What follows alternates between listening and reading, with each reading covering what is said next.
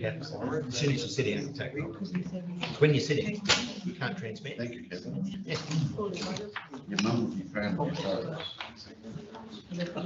Oh, you got it. I got it. Just came in.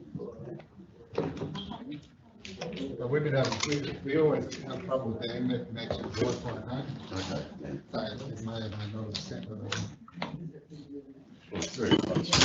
That's why it's all holding up. Hey?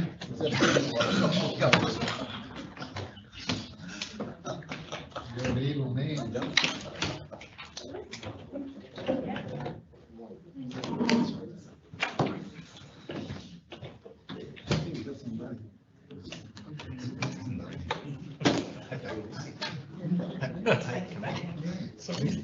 1 minute. Few comments. There you go. 10 seconds.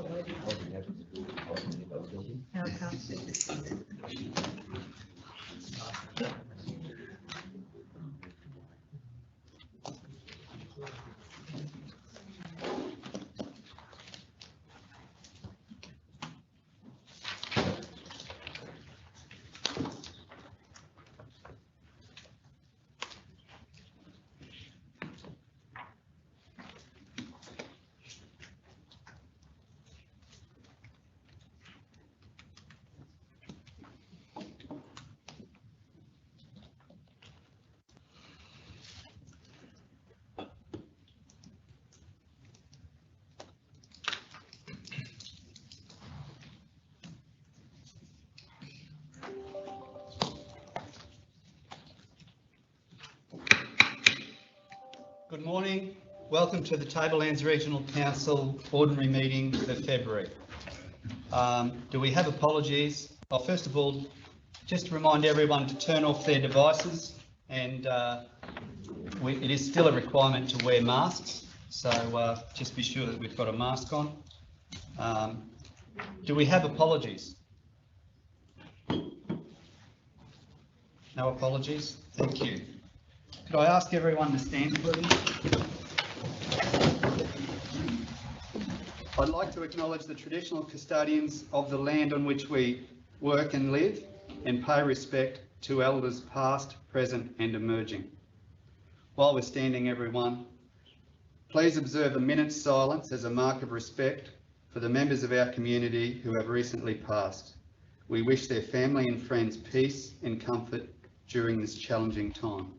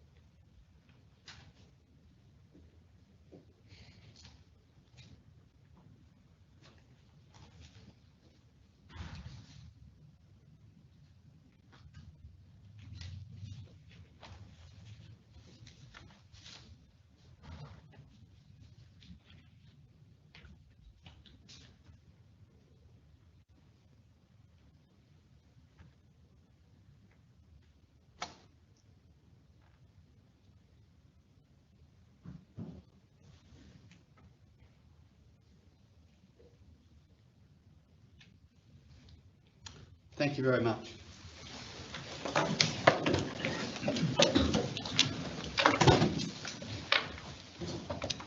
Item 6, declaration of any material personal interests, conflicts of interest by councillors and senior council officers. Any declarations? None today. Thank you. Item 7, confirmation of the minutes.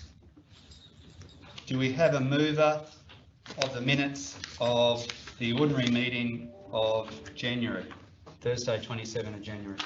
Councillor Bilney is moving. Councillor Wilts is seconding. Those in favour? Carried. Thank you. Business arising, actions out of the minutes of the previous meeting.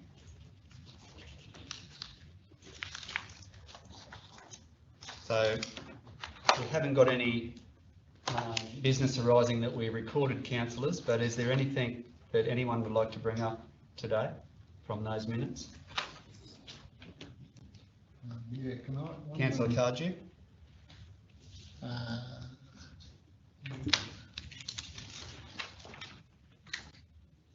In,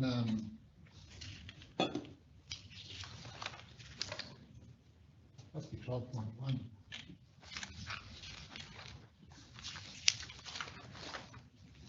Yeah, in 12.1, I asked for my vote to be recorded and it's not recorded there. Okay, that's in the minutes. That is in fact there.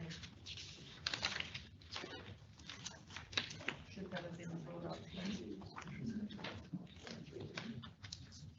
So, just a really, Mr. Mayor, with a subsequent to the minutes having been confirmed and acknowledged that 12.1 Councillor Cardew's vote violation to be recorded. Okay. Yeah, against, yeah. So, councillors, are we happy? We've approved the minutes, but Councillor Cardew would like his name recorded as being opposed to 12.1.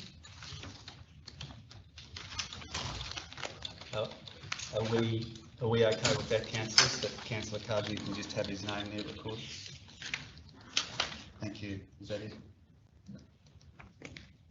Thank you. Anything else arising from those minutes, councillors?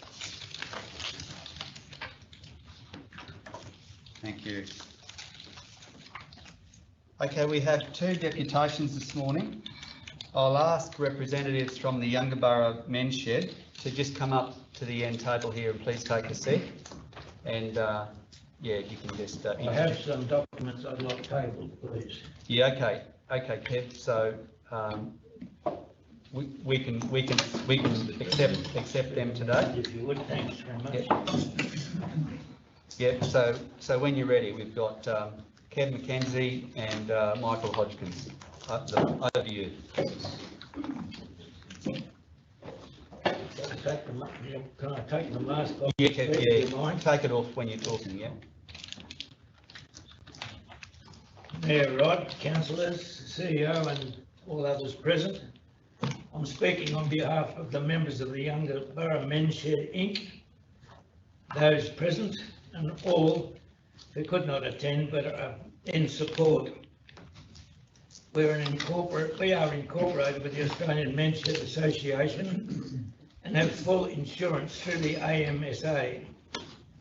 We were thankful for the comments we received at the councillors at the informal gathering last Thursday. We're pleased to have so many of you present and taking an interest in the men's shed we've set up.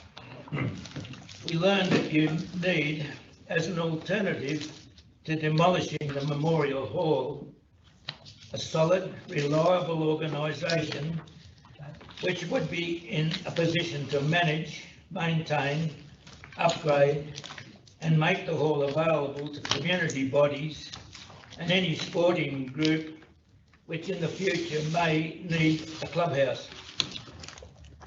This is more than the basic wording of the Council's August 21 motion, carried unanimously, requiring evidence of sustained use of the hall. We believe that we are able to satisfy these requirements. The hall fits the needs of the men's shed, wheelchair accessible, with a meeting place, a kitchen to make a cup of tea or coffee, toilets, showers. The main role of the men's shed is that guidelines can be met, offering a place to meet other men and discuss all manner of useful information aimed to help with mental and physical health. The ability to meet, read, talk, play in some indoor sports and games and be involved in community projects all helps with this. The time needed for men's shed business leaves plenty of space for other uses of the hall. Small projects needing tools and workspace which are desirable as training and active healthy time spent, could be done using a container, which we have a grant to purchase, as a lock-up for tools and part finished work, and using a bit of the roofed area adjacent to carry out other works. We would need the council to approve a site for the container at the bottom of the parking area. This is the only addition that we need to fully operate. We hear from women the desire to learn handy skills. We intend to run workshops on any useful skill for them and the community in general. The Memorial Hall is the only building in Yungaburra suitable for a men's shed base. As an incorporated community body, we're able to source grants which we would be happy to use to upgrade the hall and its facilities. The 100,000 community benefit grant just opened shows a history of favouring refurbishment and upgrading of its grants. We may be too late to apply for this. In the future, there may be a need to make the hall available for a sports body as their clubhouse. No problem here. It will be a simple job to change the interior slightly to accommodate male and female change rooms adjacent to the toilets and showers. And again, this would not interfere with men's shed activities. Other uses of the community would be satisfied in the same way. It's been suggested that men's shed indoor bowls group could be set up using the rec shed adjacent, a project meeting the sport and recreation guidelines of the area. We have 17 paid up members, with more paying at each gathering, and as you saw at the meeting, great community support. We've not advertised for members because we don't have a base yet. Membership is not the problem. Boredom could be if we can't offer a full range of projects and activities. To finish, we are asking the council, if they find our proposal solid, to arrange an agreement that gives us some time as a permanent base. Even a temporary arrangement would suffice, so we can consolidate and prove our solidarity. This is not without precedent, since councils have offered community groups on the tableland and elsewhere similar arrangements. In return, we will insure the property if necessary, manage, maintain and upgrade the hall and its facilities. We'll make the hall available to any legitimate group to hire and use, and we will advertise this within the community. We'll also fit with the general use of the area because we know that the rec shed adjacent has varied and constant use. We hope that you'll have confidence in us so we can fulfil an urgent community need. Thanks for hearing this part of the deputation. I look forward to a good relationship. I'll introduce fellow member Michael Hodgkins to enlarge on some of the topics. Thank you, Kevin. I'd like to actually begin by acknowledging also the traditional custodians of the land on which we're meeting today and pay my respects to their elders past, present and emerging, and elders of all nations. The Yungaburra Men's Shed Incorporated is a recently formed community-based non-commercial incorporated association established to offer support for men in the local Yungaburra community. Publicity for men's sheds often show objects the men have made or tools used in them, but the underlying aim of the shelter is to provide a place where men can feel included and safe, with the aim of improving the health and well-being of its members. There is a network of over 1,000 men's sheds across Australia. Yungaburra Men's Shed is affiliated with the Australian Men's Shed Association and have full insurance through it. The federal government Department of Health released a statement in February this year saying men's sheds are independent, community-based organisations to which local councils may provide meeting places for men's sheds. 2018 census showed approximately 600 males in the Yungaburra district, over 30% in the 65 plus age group, a significantly greater proportion than other areas in the TRC community and in other areas in Queensland overall. Numerous studies have shown that this age group is overrepresented with problems related to health and well-being, but underrepresented in its usage of facilities available. Yungaburra Menshed has attracted written interest from almost 20% of Yungaburra men in this age group from its inception in January this year. Currently 17 paid up members. Membership has grown quickly, primarily through word of mouth and informal gatherings, and there has been no formal publicity or drive to attract additional numbers at this stage. To maintain enthusiasm and retain members, it is necessary to have a visible presence in the community, something tangible that can show what the current group has already achieved and showcase some of the proposed activities and projects to be undertaken. The aim is a consistent membership of approximately 50 men. The obvious way to achieve this and satisfy the urgent need to have a base to conduct any sustainable activity is to establish Yungaburra Menshed in premises that provide facilities to accommodate its needs and conform to the Australian Mensheds Association requirements.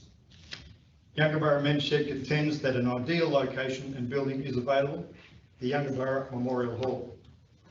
We have a submission that we handed out earlier that has a lot of this in it and has additional information that I won't be going to today. Through this submission, we seek to show that the Yungaburra Menshed has not only the passion and enthusiasm to commence this necessary community service, but also the substance to ensure it can continue to deliver the benefits. Specifically, we ask Tablelands Regional Council to give favourable consideration to a proposal to allow the Yungaburra Menshed to occupy and use the Yungaburra Memorial Hall and enter into an agreement that gives it secure tenure. A proposal that begins immediately with the negotiations between the council officers and the Yungaburra Menshed to begin. The aim is to formulate a mutually beneficial agreement for possible presentation at the assessment scheduled in July. The agreement needs to address council concerns and reflect the Yungaburra Menshed members' passion for this project. We won't outline specific details or arrangements today, other than to ask for your support in allowing the Yungaburra community to establish a Menshed at the Yungaburra Memorial Hall. I know the return service people who built and donated the hall to the community would be overjoyed at the proposal to use this underutilised facility for this purpose. We believe the community have satisfied Council's core condition placed when it agreed to postponement of disposal of the hall, that the community use it or lose it. The community overwhelmingly support this endeavour, and we have received letters of support from the Yungaburra Association Incorporated, Yungaburra Beautification Incorporated, Treat Landcare, and many other individuals and organisations. I received a letter from the Yungaburra Association late last night, and one paragraph comes to, should be spoken of today because I haven't had time to print it out. The Yungaburra Association Incorporated Management Committee has found that the Menshed is one of, if not the most popular addition to the community that has been put forward in a very long time. With this obvious community support, we feel that the Menshed will, without doubt, be generously supported. There's a full letter there, but it won't go there.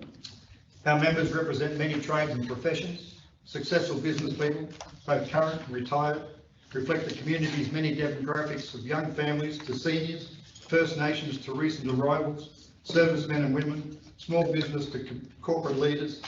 I believe we are more than ready for the challenge. Thank you very much. Thank you.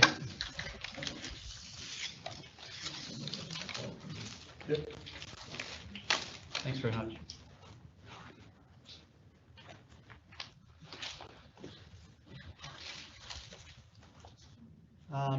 Could I invite Greg English up to talk about the B double route in Malanga? Thank you. And Firstly, I apologise for having my back to you, but I can't stand anywhere else. Good morning, Mayor, Councillors. Sorry, Greg, I didn't introduce. Oh, sorry. If you could introduce.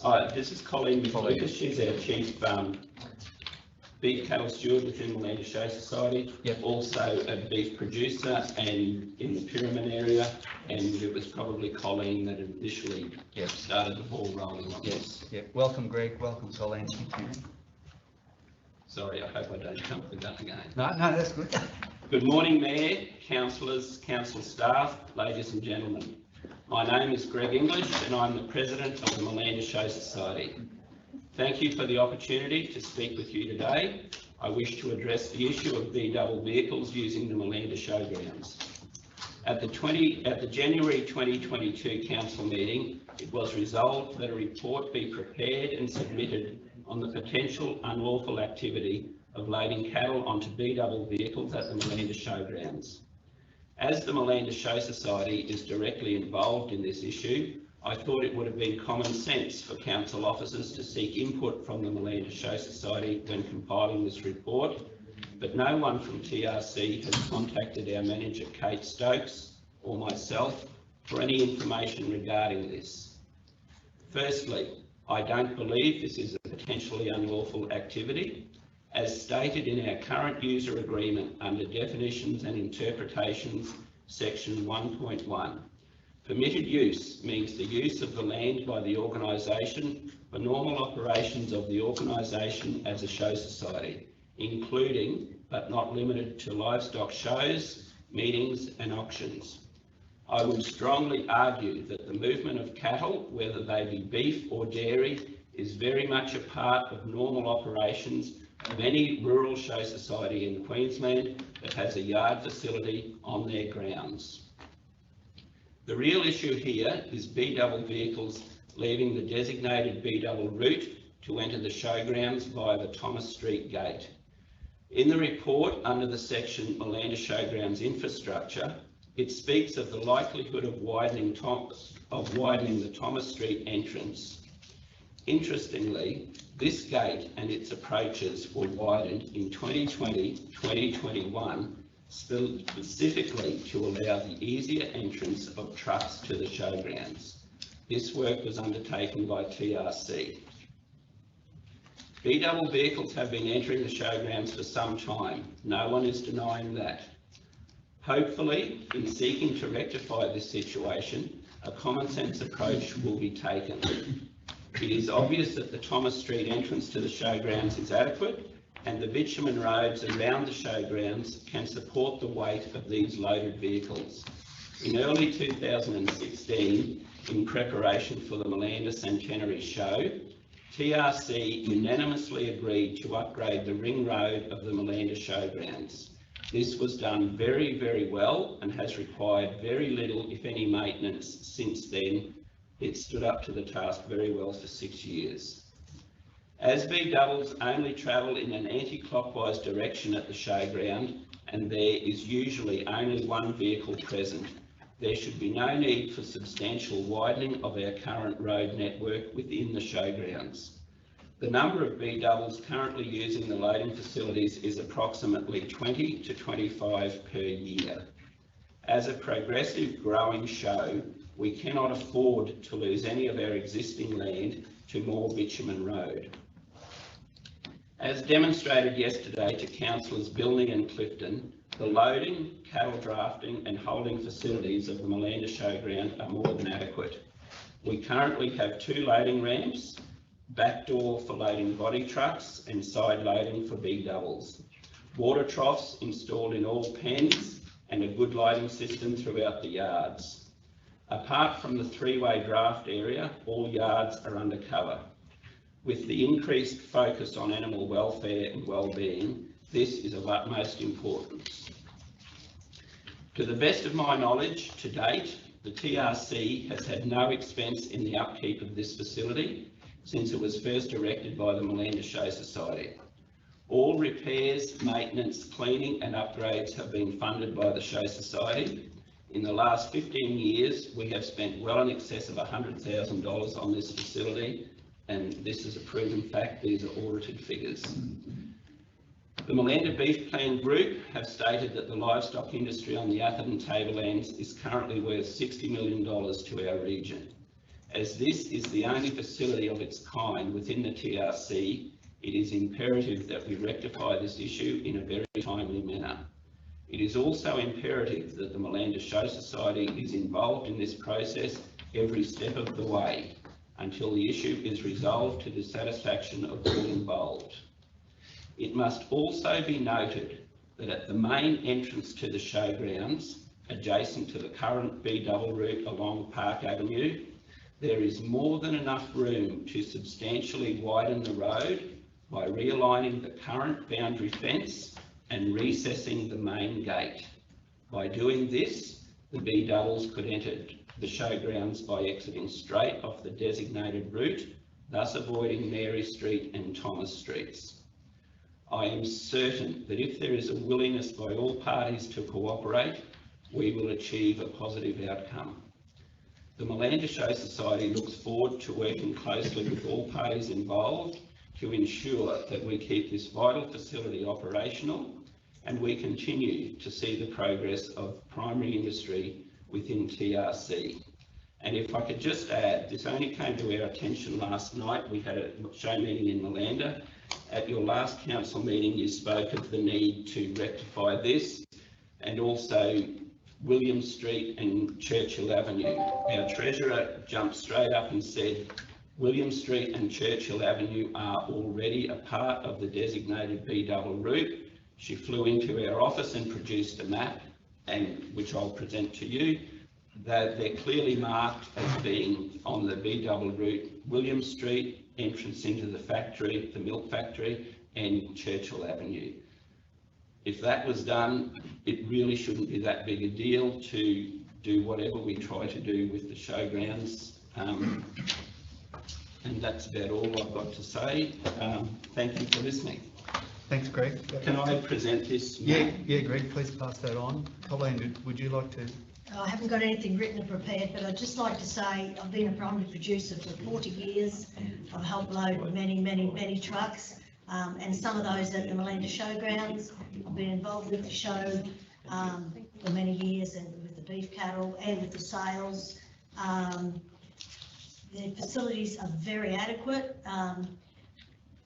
Like many others on the tablelands, we don't have legal B-double access to our properties. Trucks used to ignore that and come in. They don't anymore. So we're now forced, their only way to economically send cattle to meatworks in Townsville is by B-double. To do that, our last load, we body loaded 2 truckloads to the showgrounds and loaded through that fantastic loading ramp onto the B-double there. It did cost us a lot more money, but it is our only option. If we don't have that option,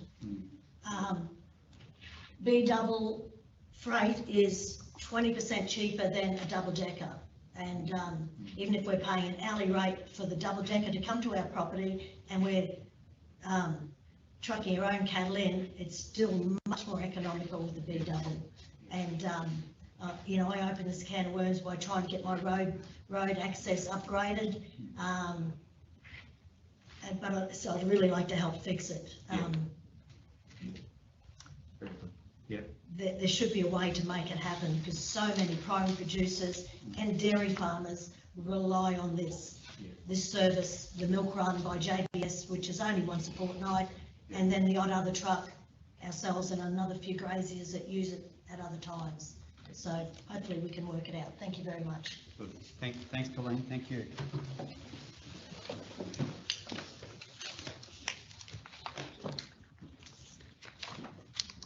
Okay, councillors, before we go back into the agenda, I'd like to move a procedural motion to amend the standing orders. So what I'd like to do is I'd like to remove item 14.2, notice of motion to repeal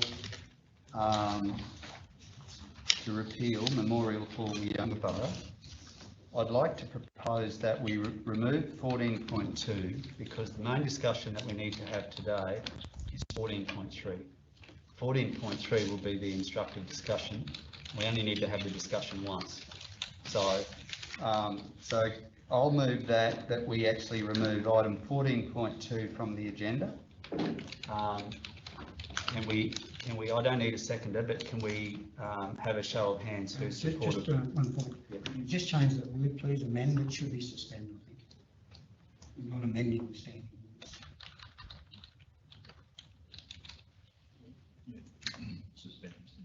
Yeah, okay, all right. Councillor Clifton? May I speak to your motion? Yeah, All I was going to say is that as a mover of the original motion, yeah. Given the way things are emerging, I'm quite happy for that repeal motion to be withdrawn. Very good. Okay, so those in favour of suspending the standing orders and removing 14.2? Thank you, carried.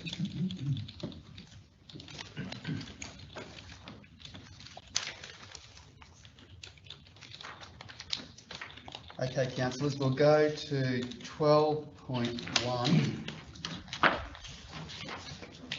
12.1, Cans Plywood Proprietary Limited, reconfiguring one lot into 40 and balance of lot at Tinnaburra Drive, Youngborough. Can I have a mover of the officer's recommendation? Councillor Hodge is moving. Do we have a seconder? Councillor Wilkes, thank you. Councillor Hodge. Okay, just a few things for clarification in regards to the infrastructure charges. Now, the $900,000 that is required, could you, I've just asked the manager of planning to, are those funds, are they constrained or can they be used anywhere on trunk infrastructure or reservoirs or whatever? Or are they actually earmarked for something specific that they have to be spent in that regard? Thank you for that. That's our part one question. Thanks, Tudor. So the Mayor, thank you, Councillor, for the question. The infrastructure charges used to be constrained many years ago. Since then, we had a change of legislation. Essentially, they're not constrained anymore. That is a good thing because that allows council to prioritize when and where they execute upgrades to infrastructure in an order of priority. Because the last thing you want is to build infrastructure too early and then have underutilized infrastructure that comes at the cost of council. So the short answer is no, they are not constrained. Not constrained.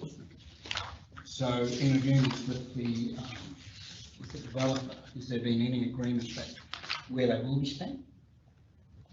Or no, not for the infrastructure charges per se. Now, part two is the $6,150 per lot, which is an extra charge. Now, leading through the infrastructure, it seems to be that in a certain point in time, council will have to provide certain infrastructure that meets that requirement.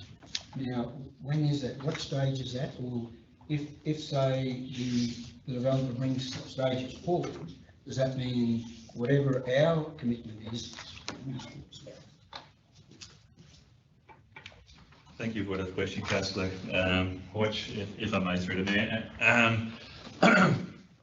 If you read in the infrastructure agreement, it provides that council needs to provide the required trunk infrastructure, both water and wastewater, at an appropriate time as identified in the Jacobs Youngborough Water and Sewage Planning Report.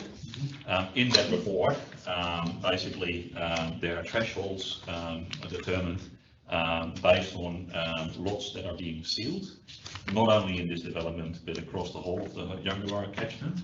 And at a certain threshold, certain infrastructure or options for upgrades to infrastructure need to be implemented.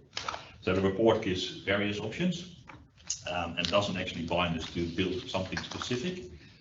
We just have a requirement to ensure that the development and any other development in Youngborough is serviced adequately at the time the lots are sealed. So it does bind council through the infrastructure agreements to some expenditure, However, the timing of that is really dependent on how the growth across the whole of Yungaburra happens. And also council still has the final say each year when it determines the budget, what it actually spends its money on.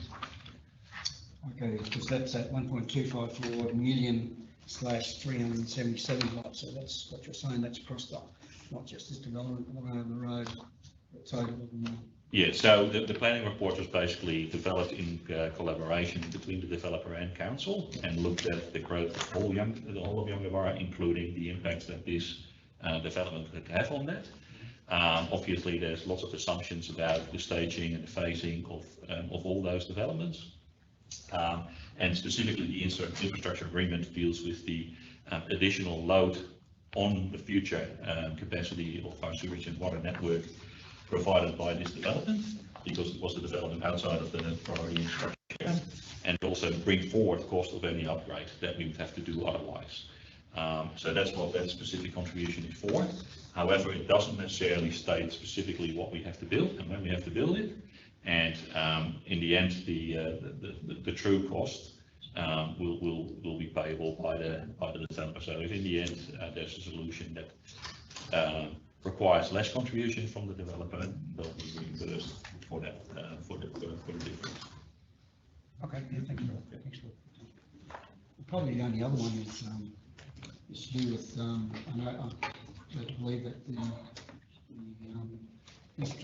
infrastructure agreement is now signed by all parties, which is good. But just one little thing is, there's no date on my copy, but it's probably in the rules. Just make sure it's checked.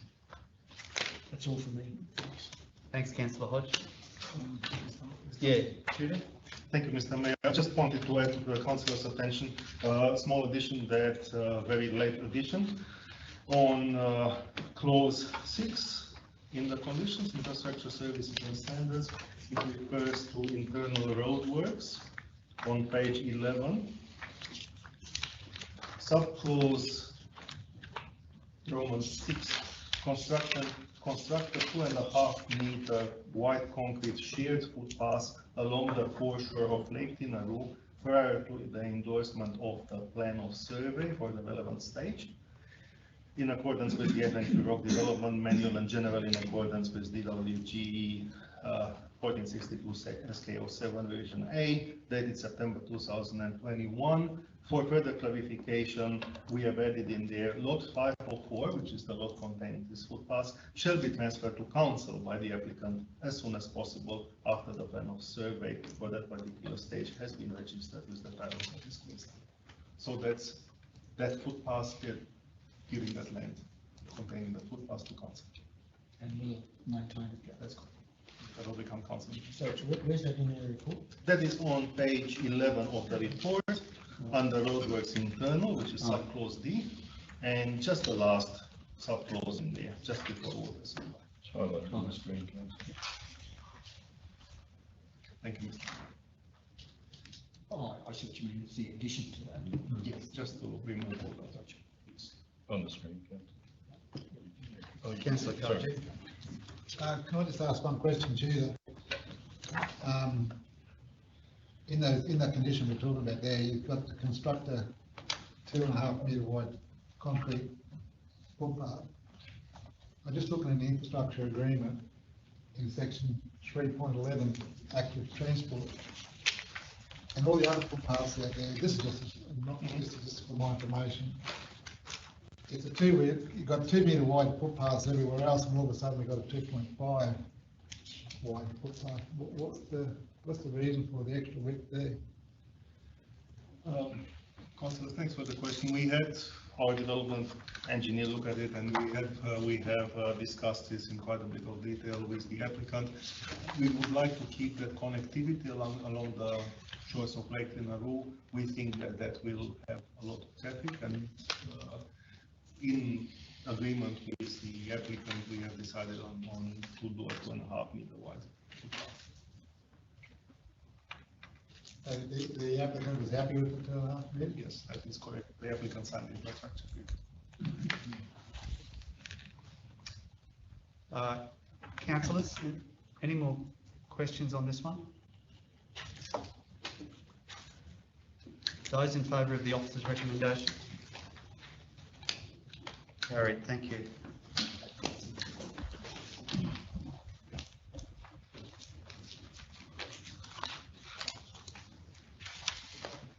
Item 12.2, Sunshine Group Australia Proprietary Limited, MCU and ROL, Lot 21, Nasser Road, Atherton.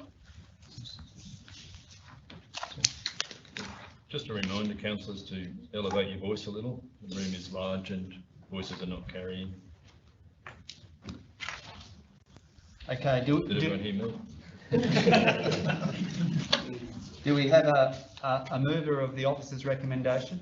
Can I just, before we start, can we just have clarification of something, of the officer's recommendation? Well, if you like, before we do that, we should have a mover and a seconder. Do you want to just move that the report be open for discussion? Yes. So Councillor Hodge is removing the reports open for discussion. Do we have a seconder? Councillor Wills. Those in favour of opening the report for discussion? Carried, thank you. Councillor Hodge. Okay, I think I've asked that the map of this be put up on the screen so we can get that done. Page 63, please. Now, the officer's recommendation is different to the previous one, where the infrastructure agreement was fully signed and it's come to council for approval, where this one has only been signed by the applicants, and then we're then changing the way we're working, delegating this to the CEO to approve. So what's the difference and why? And why the change? Through the mayor, Yes, thank you. it is a legal requirement that infrastructure agreements are agreed before an application is decided. An infrastructure agreement cannot be a condition of a development approval, so it has to happen before. In the context of the previous report discussed, we are talking essentially of a code accessible application, which is familiar to council. It's stages 5-8 of a development which happened a while ago, and to nearly completely that infrastructure agreement is very similar to the one which we have done for stages 1 to 4. As such, it was intended for it to be signed under delegation and basically presented to council as a signed agreement so that council can make a recommendation on the actual development approval. With regards to Sunshine Group, this is an impact accessible application. This is fairly new to council, and this is an impact accessible application, which is more new, I believe, for council. And as such, in order to expedite matters and not let the developers wait too long, we have suggested that a delegation be given to the chief executive officer to approve based on council's approval or otherwise of the infrastructure agreement. So what it does exactly, it does very much the same thing, but it allows us to cut red tape and to streamline the process. It's just that I thought my advice before, previously that. Very difficult to hear, Mr. Can you just speak up? Previously, the advice was that infrastructure agreements need to be signed by all parties before it comes to council for approval. This seems to be flipped back. So if you read the second part of the recommendations, it maintains that sequence. It's just done under delegation. So until that infrastructure agreement is signed, there still is no approval, as was the case today. As the managers explained, the previous infrastructure agreement is a continuation of infrastructure agreements already executed, so we're confident to execute those, knowing the terms and conditions and having them agreed. We don't have the same level of certainty here. I'm more than happy to give an undertaking that once we reach agreement on the infrastructure agreement, that it can be workshopped with council and distributed to council. Yes, because, yeah, I want to make sure that, because I don't want to have the same process what happened with, say, John Cole's one of their, right? So that's I'm one. not 100% familiar with that, but the happy once we reach a position with the applicant on the infrastructure agreement for that, the content of that to be provided to council for comment. Just want to move this through and get the approvals done, but we're not seeking, we're not seeking to hold up the development, otherwise we would have an infrastructure agreement today, potentially the terms and conditions for the balance of the approval next meeting. So by doing it under the way that it's proposed, we minimise the time to get this approved for the applicant. Okay, that's that question. Now, in regards to the map, now part of an offset was a $200,000 offset approved by council previously. They were giving the land, so it would be transferred to us through Wheat Street, is that correct? That is correct. Which is the horizontal one, which is Wheat Street, and it goes up to the Kennedy Highway. Now, in one of the maps here, I did see where it had land for a roundabout. I don't think that's happening now, is it? It's got to be just a slip lane coming off the Kennedy Highway. There's no roundabout. And partly of my question is, some time ago, just after I was elected, I got a funny feeling, I took a call from Mr. Sun, that was to do with that going onto the Kennedy Highway, where I had to get some land from Mr. Rizzo. And I think it was around $120,000. And I had a funny feeling that there was going to be a recommendation to council that an offset be agreed to for about 120,000. Is that correct, or is that not correct? So actually, I'm not really familiar with that part of negotiations. I just had the application before in front of me at this point in time. And that doesn't specifically talk about this. It does talk about council's previous decision of an infrastructure charge offset of 200,000 minus the area used by the stormwater detention basin. Could, I need to know, was there another offset for that land going up from? Because what happened was, I'm pretty sure, maybe you might need to do a phone call or something to one of the officers, but I'm pretty sure what was happening was nearly going to fall over, but he agreed, Mr. Sun agreed to pay Mr. Rizzo that amount of money for the land, so we could get that slip line or the road going up into the Kennedy Highway. And in doing so, officers would recommend to council that amount of money would be as an offset to the road. That's what I need to know. Is that correct? Can we take that one on notice, Peter? Is that all right? Well, we can take it on notice, but I'd really like to know today. Okay, well, what we can do, we might just park that one for now, because I've got quite a few questions, and I'm sure other councillors may as well. And then, you know, if we have to, we can lay it on the table to see if we can clarify some things. Are you done for the moment? Look, I've got a question which I was going to ask later on, but Peter, Councillor Hodges' earlier question about infrastructure is probably related to this one too. On page 60, the middle paragraph in page 60, I'd probably like a verbal explanation of that and how that works. Does that relate to someone buying a block, a 2-bedroom block, and converting it to a 3-bedroom block? Is that what that paragraph relates to? Thanks. So is that enough question for you, Tudor? That one? Yeah. Thank you, Mr. Mayor. Thank you for bringing this up, because this was one of the key issues with regards to this development. What happens is that at the moment our infrastructure charge, our standard infrastructure charge for a vacant lot is 22,500, which essentially represents the infrastructure charge for a 3-bedroom home on that lot. So if you look on the previous page, on page 59, you can see a calculation of infrastructure charges for this development, which is based on the standard vacant lot infrastructure charge.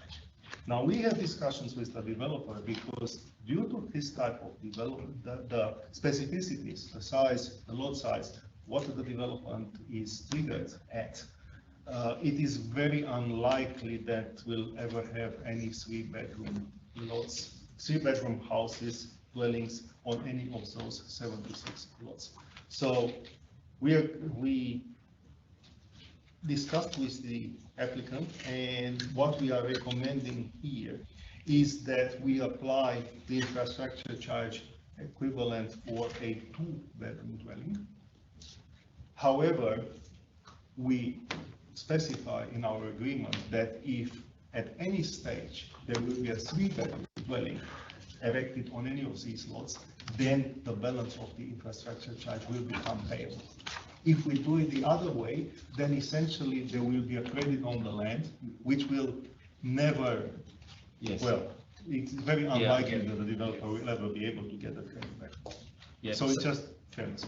Yeah, so look, so basically what happens if a person buys one of these lots and they want to put a 3-bedroom on,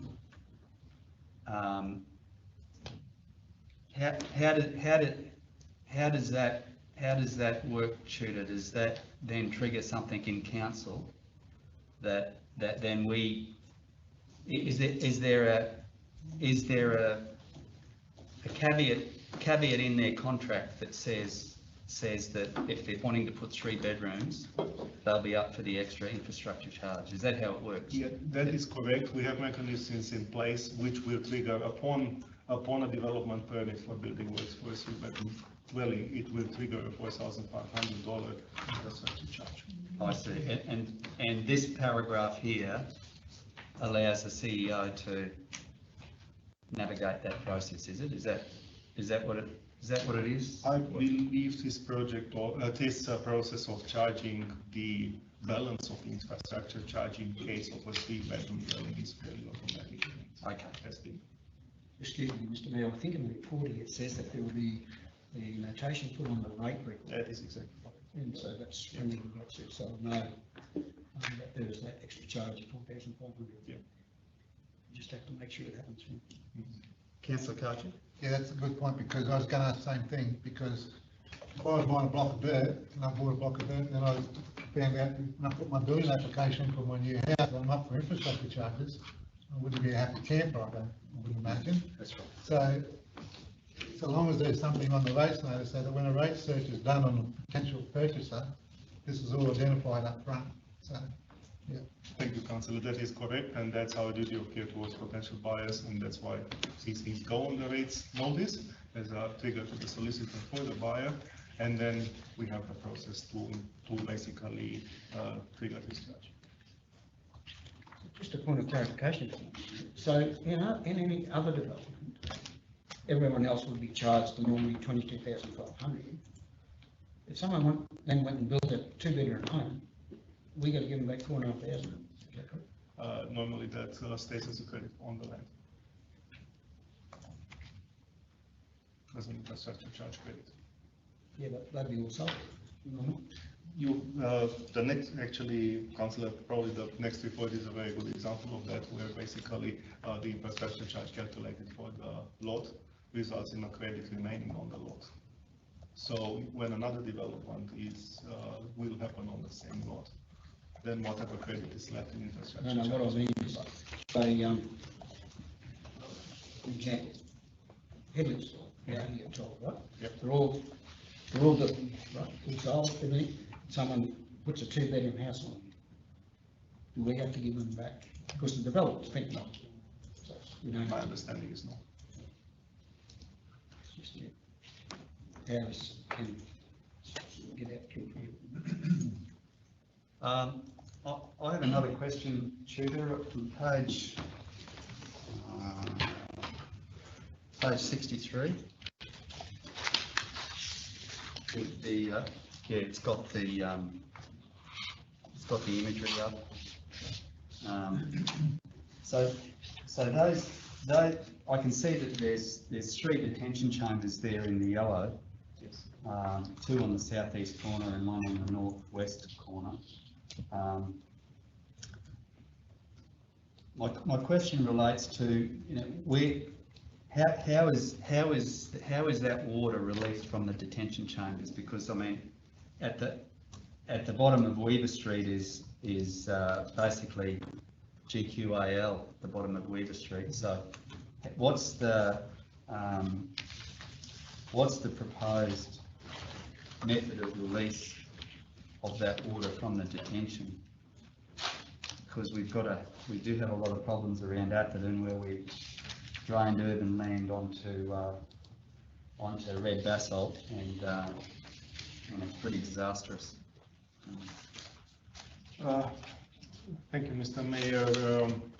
You're correct. There are 2 detention areas for basins for stormwater, and that's because the ridge line on this lot runs roughly from northeast to southwest. So it's on 2 sides of the ridge line, hence 2 directions of flow. I would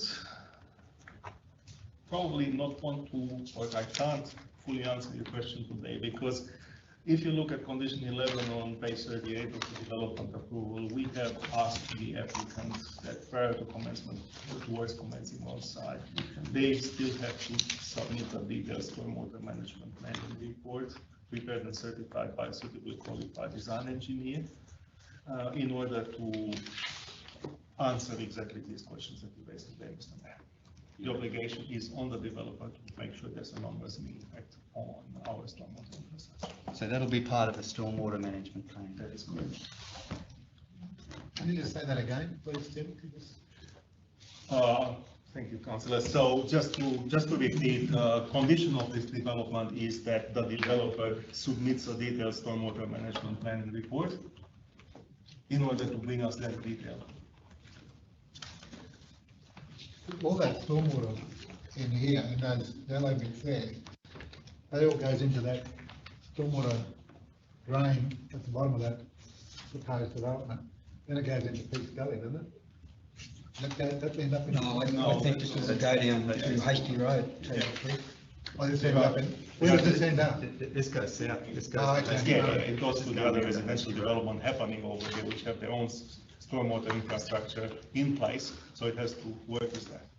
Yeah, We'll just go to Mark. So just through the chair, if I may, so there is a preliminary report from Jacobs attached to the planning application documentation on page 82.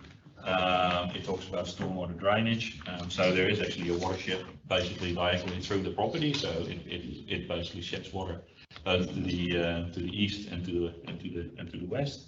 And on both sides there's existing drainage channels where that's supposed to be directed into.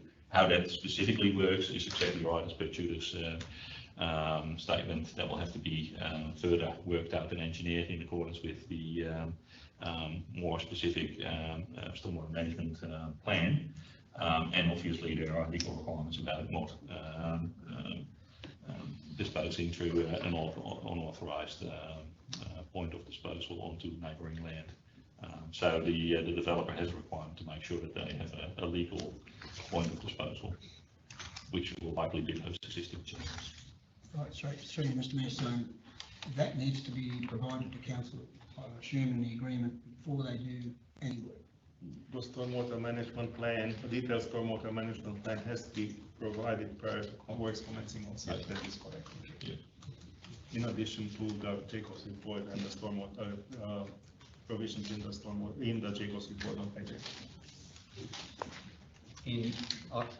In all the collateral that's here, does it say anything, Mark, about having a hydrologist assessing the water discharge from the site? Because I mean, this is a big issue for all the farming land around Atherton, where we intensify runoff. So for us for council to accept the stormwater management plan, it has to be engineered and signed off by a registered professional engineer Queensland, who has has to have his registration in the subject field that's relevant to the report, and that will be a hydrologist engineer that does that. So I can't definitely say that that's actually included in the documentation that's provided as part of this application, but it would be our expectation that we wouldn't be signing off we wouldn't be accepting any report that is not signed off by a registered professional engineer. Yeah, but I may suggest that 11A, it does say prepared and certified by a suitably qualified design engineer that meets or exceeds the standards in design and construction set out in the Queensland Urban Drainage Manual and the FNQ ROC. So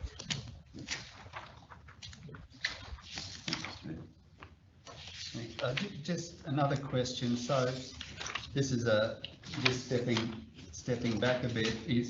Is Weaver Street the southern extremity of the urban footprint of Atherton? Is that parcel that's immediately below Weaver Street? Is that GQAL in the rural zone?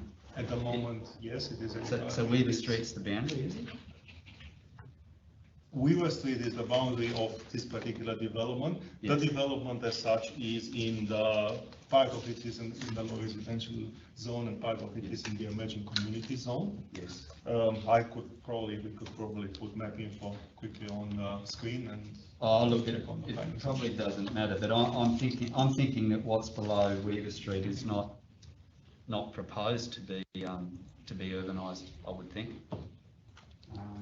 So, so we've got to make sure we preserve that agricultural asset, is what I'm getting at. If that's always going to be rural, and it should be, we need to make sure we don't devalue it by what we're putting above it.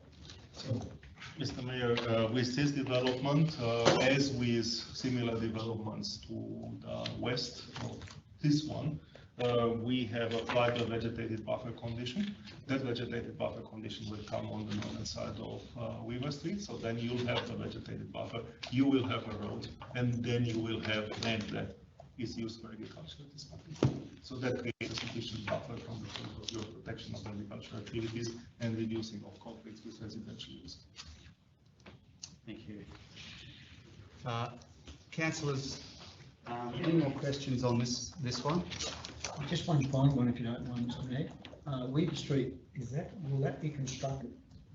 Yes, that will be constructed at this point in time, but the western side of Weaver Street at this point won't connect it. So Weaver Street will start from the left and go right. Yeah, ultimately this will become the east-west connector. But the side entrance will be from Kennedy Highway from the north through the northern segment that you mentioned. I don't know how main roads are allowed, but anyway. I cannot comment on the council. Actually, I do. That reminds me. I do have another question about. I did read in here that there's footpaths bringing or a footpath bringing connectivity back, and I couldn't actually see the footpath on the map. Maybe I was looking at it and not recognising it, or it was just too small on the map. But my concern is if we have a footpath coming back onto the Kennedy Highway, it's not a great idea to have a footpath or cycle path back onto the Kennedy Highway, then we're pushing those cyclists and pedestrians onto the Kennedy Highway to get into Atherton.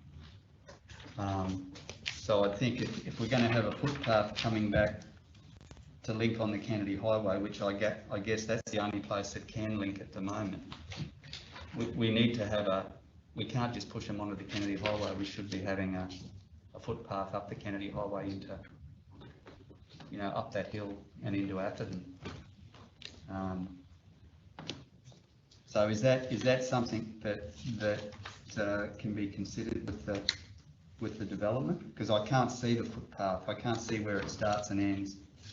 And what happens when it hits the Kennedy Highway?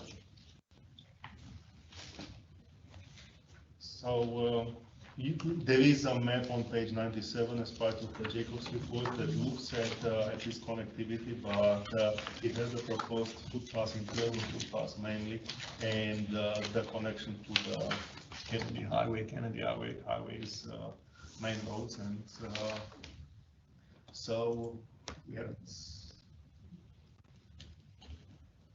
it's probably beyond the scope of this report to condition what happens. As long as we ensure connectivity. Look, I did read somewhere, Tudor, that there was a footpath, and I don't think it was internal. It wasn't internal. I believed it was on the roads, but I just couldn't, or on the road, I just couldn't see it. It shows on the road on 97, page 97. 97? Yeah.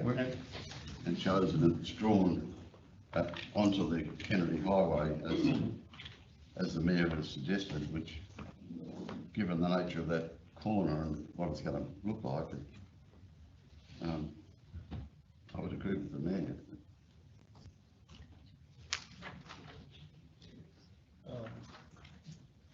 Through the Mayor, yes, condition 20, subpoint A on page 40, we talked about a 2-meter wide concrete footpath and associated programs must be constructed within the River Street Road Reserve from the northernmost road access to the intersection of Kennedy Highway.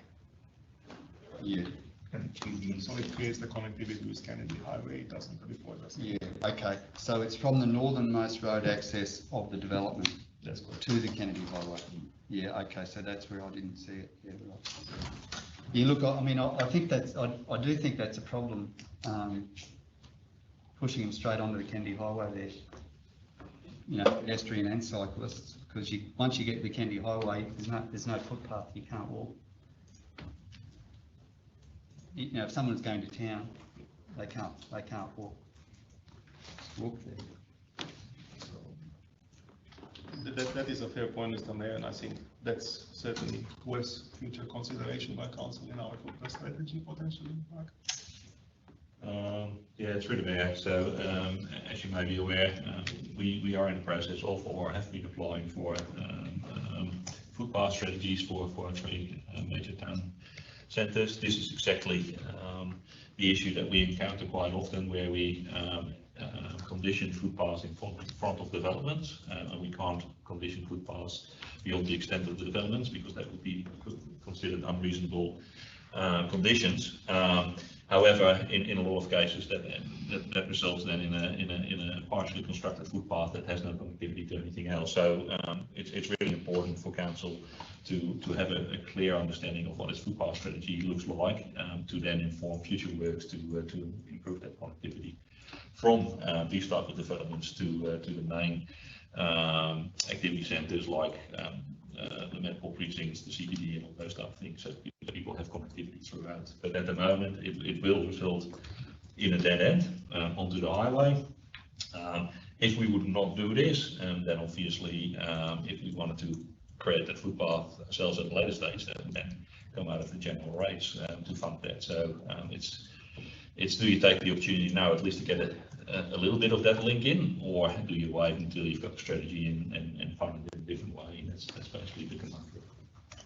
Would, given that's a main road, Mark, would main roads be open to correspondence from us about the safety of pushing people out onto the... So obviously this development application has been referred to main roads, and they have not, as far as I'm aware, provided any information that gives an indication that they had a concern about the footpath. Many of our main roads, the whole length of Robert Street, they're all part of the main roads, but in the end, under the cost sharing arrangement between DPMR and the LJQ, footpaths are the responsibility for council, and as long as from a traffic management perspective main roads doesn't have an issue, they don't really care, for better, I can't come up with better ways to say it, it's not their concern. So just a quick one, Mr. Mayor, so if we're going on that thought, with the infrastructure charges, about $2.5 million, and they're not constrained now under the legislation, well, therefore some of that would be applicable, that some of that infrastructure charges be spent on providing that connectivity up to the top of the street where there is a footpath. Again, through the chair, if I may. So obviously we're currently reviewing our local government infrastructure plan, which is part of our planning scheme, which determines what trunk infrastructure council wants to put in place utilising its infrastructure charges.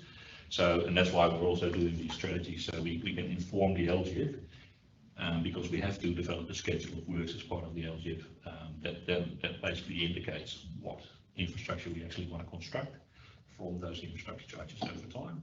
So that's a good point. So if we include the LGIF footpath connectivity along the Kennedy Highway and Robert Street into town, then these infrastructure charges potentially could be utilised for that purpose. Councillors, do we have any more questions? Now, Councillor Hodge raised the question earlier. Or did you have one, Councillor Hayden? No. Councillor Hodge raised a question earlier. Can you just refresh our memory, Councillor Hodge? What specifically were you asking? To do with I believe that an offset was going to be provided for the land that was taken, the applicant paid to the risk of development because they needed that land to make this work up onto the Kennedy Highway to get that road up onto there. You know, there's something in my mind that said that at the time when I took that call to, from Mr. Sun, and then we had a meeting, hook up with their town planners, that there was going to be an offset provided or recommended to council that I think it was around 120.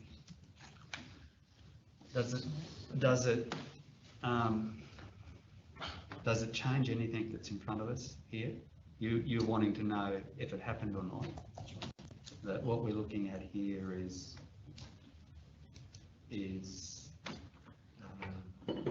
basically an application for a development. So where would that offset be recognised? Thank you. I think it would be probably recognized like the $200,000 offset, which is in the infrastructure agreement. In the infrastructure agreement. Yes. On the balance of probabilities, I would say that if there was such an offset, then the applicant would have made very sure that it's actually mentioned in the infrastructure before signing. So we're not party to the details of the negotiations between the two developers when land changed hands, but if there was an infrastructure charge offset, I would do an offset strongly expect between the it to council be, and. because they mentioned the 200,000 one. I'm pretty sure our officers will talk about it. It was right at the beginning of it.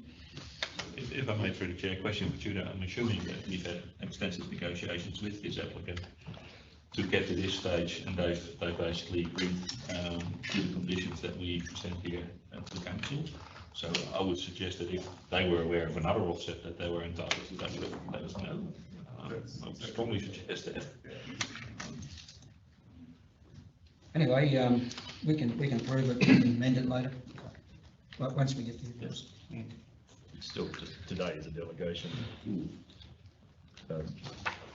me to, so we can take that on notice and consider that as part of the discussions around the infrastructure. Do we have a councillor who would like to move the officer's recommendation? Councillor Cardew, moving. Do we have a seconder? Councillor Wills. Any more discussion on this one, councillors? Those in favour of the officer's recommendation? Carried, thank you.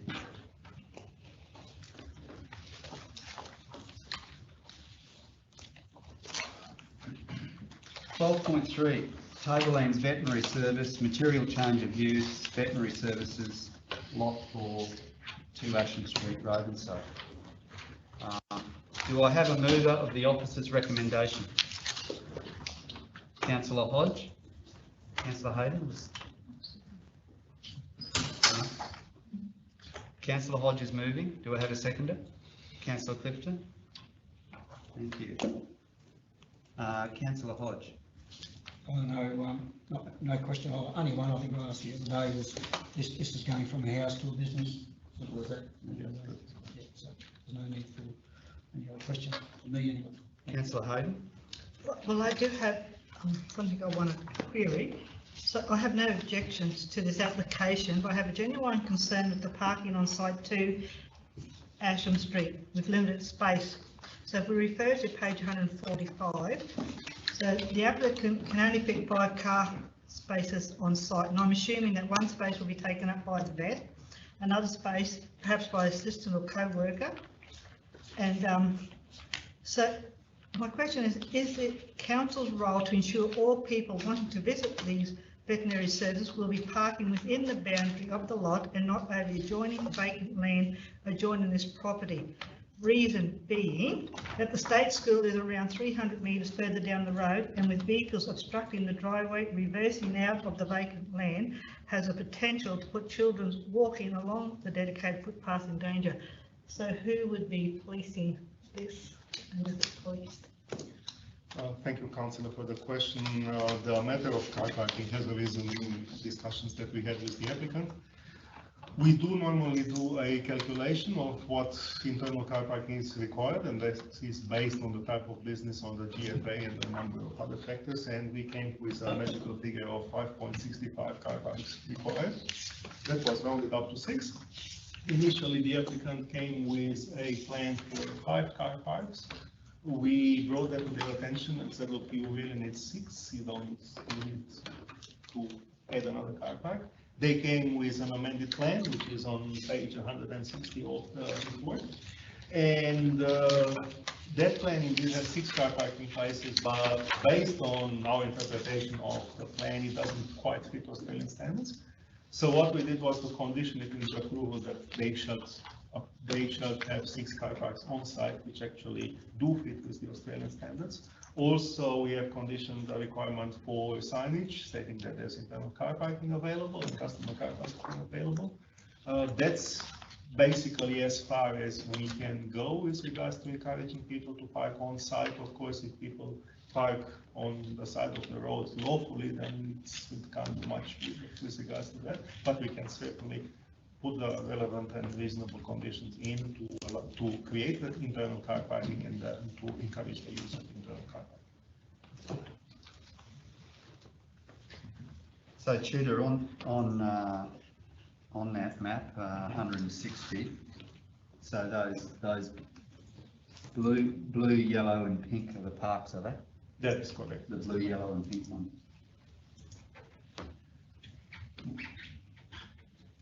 So, through the chair, if council is of mind to absolutely guarantee that there's not going to be any parking in front of this development, council could always decide through high delegations to put in no standing zone on that side of the road, and then the police can enforce that.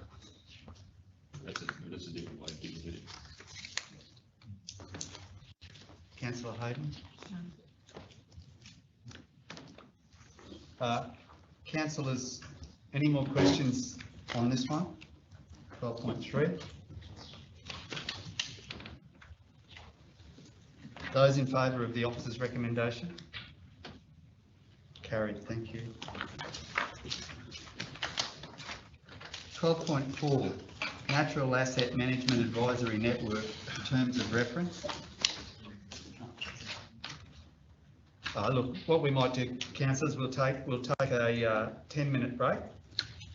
So we'll just adjourn. Thanks, Jackie. Yep. That's 10:16. Thank you. 10-minute break, huh?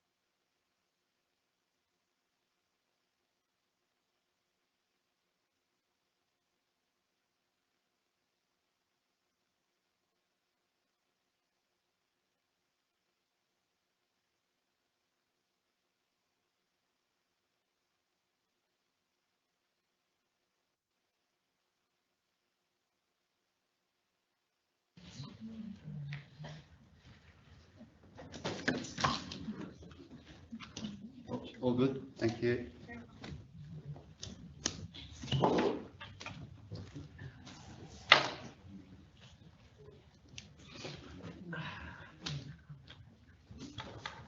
Okay, everyone, we'll reconvene 10:28. Thank you. 12.4, Natural Assessment Management Advisory Network Terms of Reference. Do we have a mover of the officer's recommendation? Councillor Clifton moving, Councillor Billman seconding. Councillor Clifton. Thanks, Mr. Mayor. I might read a prepared document slowly for you, if you like. Yep. I believe a Natural Asset Advisory Committee is an essential part of our TRC operations. But I think that this matter should not be dealt with today for the following reasons. If you go to the terms of reference, where it just talks about the purpose of NAMN, and NAMN is the Natural Asset Management Advisory Network, I think that the purpose area of this proposal reflects a very wide range of activities and directions which may not fit comfortably with other approaches of the TRC, and are too broad and too aspirational to be useful. I make a number of points. In the terms of reference 4.5, promote awareness of the outstanding values of, is a tourism thrust. And we already have a planned tourism approach with commercial activities as well as the commercial people that we engage. That's number 2. 4.6, biosecurity is normally a matter which is firmly in the role of the Pest and Weeds Advisory Committee. And then 4.7, and I use these just as examples, example of the confusion that I feel rather than being critical. 4.7 is a very vague purpose, which refers to the long term, and then the need for on-ground coordination, which is always short term. And I'm quite unsure as to what the clause actually seeks to achieve apart from everything. So my comment here is that these purposes that we're putting forward in the terms of reference need to be realistic and achievable, and they seem to lack the benefit of a clear direction from council policy. The next point I wanted to make is the lack of guidance from a policy perspective. I'm informed by our manager that the current environment policy of the TRC is outdated and is due for urgent review. It was formed in 2018 and reflects the thinking at that time. Environmental approaches and directions have changed considerably since 2018. There's been much better scientific modelling available to us. There's much improved public perceptions about environment and about natural asset preservation. And we've got vastly improved both private at a senior company level and government responses to environment and natural assets. We desperately need a reviewed environmental policy to guide an advisory committee. The second issue in this area is that of a national asset management strategy. I'm informed that through the efforts of our existing committee, NAMN, which is not an advisory committee, that a strategy is well advanced in its stages of preparation. I consider that both these policies are an essential background to the deliberations of a natural asset advisory committee, and we should not proceed without them.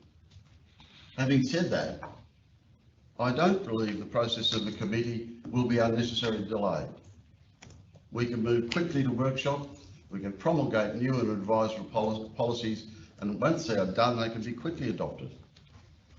I propose, therefore, that the proposal that's on the table with us be removed until the Table Land Regional Council has a revised environmental policy and a new asset management policy, at which time the revised proposal with new terms of reference that are framed in accordance with TRC policy can be considered. I commend the work of NAMA since 2018. I know they've had a group of very, very interested people who've had significant views. I've not seen any of the minutes, I've never attended the meetings, but I know they go on. And I applaud the idea of bringing that into the formal local government framework, which is proposed here. But I don't think it's good governance at all to do so without a firm policy background to these documents. The policy background is outdated or doesn't exist. And I think it's the old colloquial expression, without being, I don't mean to be too pointed, but it's pointed enough, that we're putting the cart before the horse. We have an advisory committee with a role under the Local Government Act, which hasn't got a policy to work on. So I move that the matter be withdrawn, or at least not approved at this time, but it'd be better from my perspective to be withdrawn. Point of order here, So sorry. just point of order, councillor Clifton, you've actually moved the officer's recommendation. That's what you moved. Did I? Yeah. You moved it, yeah. So, I'm sorry, Mr Mayor, I thought I moved to put it on the table. no, I asked for the officer's recommendation, so you've moved the officer's recommendation. Well, I'm talking against it. I understood, Mr Mayor, I'm sorry, I understood you were moving to put the matter on the table for discussion, which is what is commonly done. So it appears that councillor Clifton has moved the motion and doesn't wish to. Gary, what's the? That's entirely up to you, Mr Mayor, to, clearly the councillor wishes to rescind his moving of the motion to comments. Councillor Billney, Withdraw, I guess is the better word, rescind the moving of the officer's recommendation. He doesn't wish to do that, didn't understand that, so your call, Mr Mayor. Yeah, thank you. Councillor Billney, did you know you were supporting the officer's recommendation? Yes, I would still like to continue with that, and I've got my little spiel that I'll go through, given the opportunity. Okay. Perhaps a new mover and seconder. So yeah, Councillor Clifton's withdrawing his support for the officer's recommendation. Well, yes, I do withdraw my support, and I'm very sorry to have confused the councillors and any of the public, as well as with my misinterpretation of what the Mayor put forward. So Councillor Clifton's withdrawing, so we haven't got a motion on the table. Councillor Billney? Yep, I would like to move the motion that's on the report. Councillor Billney's moving the motion. Do we have a seconder for Councillor Hayden is seconding the motion? Councillor Billney, to you. Yeah, through the chair, look, contrary to Councillor Clifton, I actually agree with the officer's recommendation and would argue that the transition from an information group to an advisory committee is overdue, and that NAMN does deserve proper recognition as suggested. In the past, this group has been influential in natural resource management and climate change initiatives work that continues to develop. This is considered to only increase further as the climate change conversations continues to gather momentum. The draft TOR, or Terms of Reference, which is attached to the report, is the first critical step in the transition to an advisory capacity, and I believe that the strategy and policy framework that sits behind the Terms of Reference will be formalised in the short term and should be a key action item at the NAMN's next scheduled meeting. To achieve this, NAMN will be a key stakeholder in developing these specific action strategies. I don't expect that the Terms of Reference for NAMN would change following the adoption of such strategies, and I don't see any real value in delaying the adoption of the terms of reference, or therefore formalising NAMN as an advisory committee. Councillor Cardew. Thanks, Mayor. I'll try not to be as long as the other two. I don't have a real problem with bringing this into an advisory committee. It's great. I think it's fine. The only thing I do have a problem with is the terms of reference document that's been presented here today. I think we need to deal with it today, and I think that if we can just spend a little bit of time on these terms of reference, then we can change this to what we want and get over the line and approve it and be done with it. So, having said that, I've got a carrying on from what Councillor Clifton was going on with the terms of reference in the purpose. I think if we can look at this terms of reference. Just a point of clarification, Councillor Cardew, are you supporting the officer's recommendation here? I'm supporting the officer's recommendation, but with changes to the terms of reference. And I think if we want to approve this now and get it and deal with this as it is on the table, if we can just spend a little bit of time on these terms of reference and get the wording right in some of these areas, then I think we should be able to deal with this today. Just a point of order then, Mr Mayor. If that's the case, then Councillor Cardew would have to amend the officer's recommendation. Well, the officer's recommendation, they support this. We're just changing the terms of reference. No, see, the recommendation Endorses the terms of reference. Yeah, endorse the terms of reference that we're going to amend. That's right. As amended. As amended. Yeah. That's all. Yeah. So are you happy to do that, Mr Mayor? But we'd have to change, sorry, through the chair, we'd have to change the officer's recommendation. Yeah, We wouldn't. We'll take some advice from Proposing an amendment to part one of the motion to endorse the terms of reference as amended. Yeah. Of the natural asset minister, Okay, so. rather than as attached to the officer's report.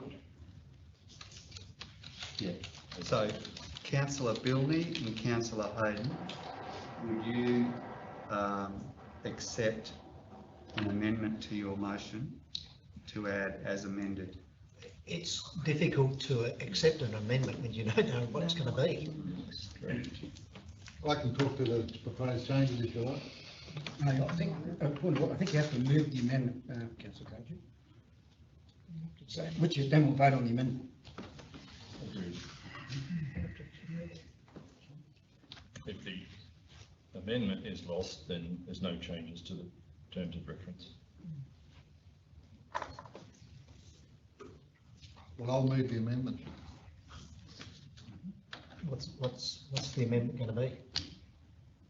Well, aren't you talking about the wording that we just put in there as amended? That's what all the discussion's about, isn't it? No. Just clarification, so Gary, we need amendment. Councillor Cardew is talking about amendments to the terms of reference. It needs to clarify then. List them out. You need to clarify the amendments to the terms of reference, Kev, before we can consider it. Okay, happy to do that. Firstly, in item 4 purpose, to remove 4.9 from that purpose, remove it entirely. Where it says, assist council in the assessment of the impacts of climate change. When are we, council, assessing climate change? Assist council in the assessment of the impact of climate change. Anyway, I would suggest we remove that, and over the page in item 6, committee term, 6.1, the committee is required as an ongoing. The committee is required as an ongoing operational requirement.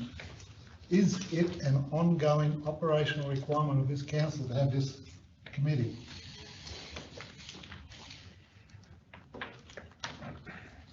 I would suggest not. That's the second thing. The third one is in item 8.1, where it says reporting, if requested, the committee through the council officer will provide a report to council at the end of each financial year. Now, I thought with advisory committees, they advise back to council as soon as possible after the committee meeting. Advisory committee. If that's not the case, and if this is correct, then I would be proposing to change that to report to council following each 3 monthly meeting as proposed above, or otherwise as the need arises. So just to delete after council the wording at the end of each financial year and replace it with wording following each 3 monthly meeting. So they're the changes that I would propose.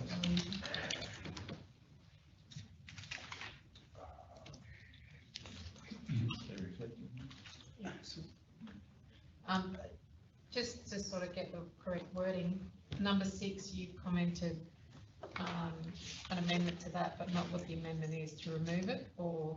Well, if the committee is required as an ongoing operational requirement of this council, then the wording's correct. If it's not required through the ongoing operational requirement, why is it in there? Just a point of clarification, if you like, Councillor.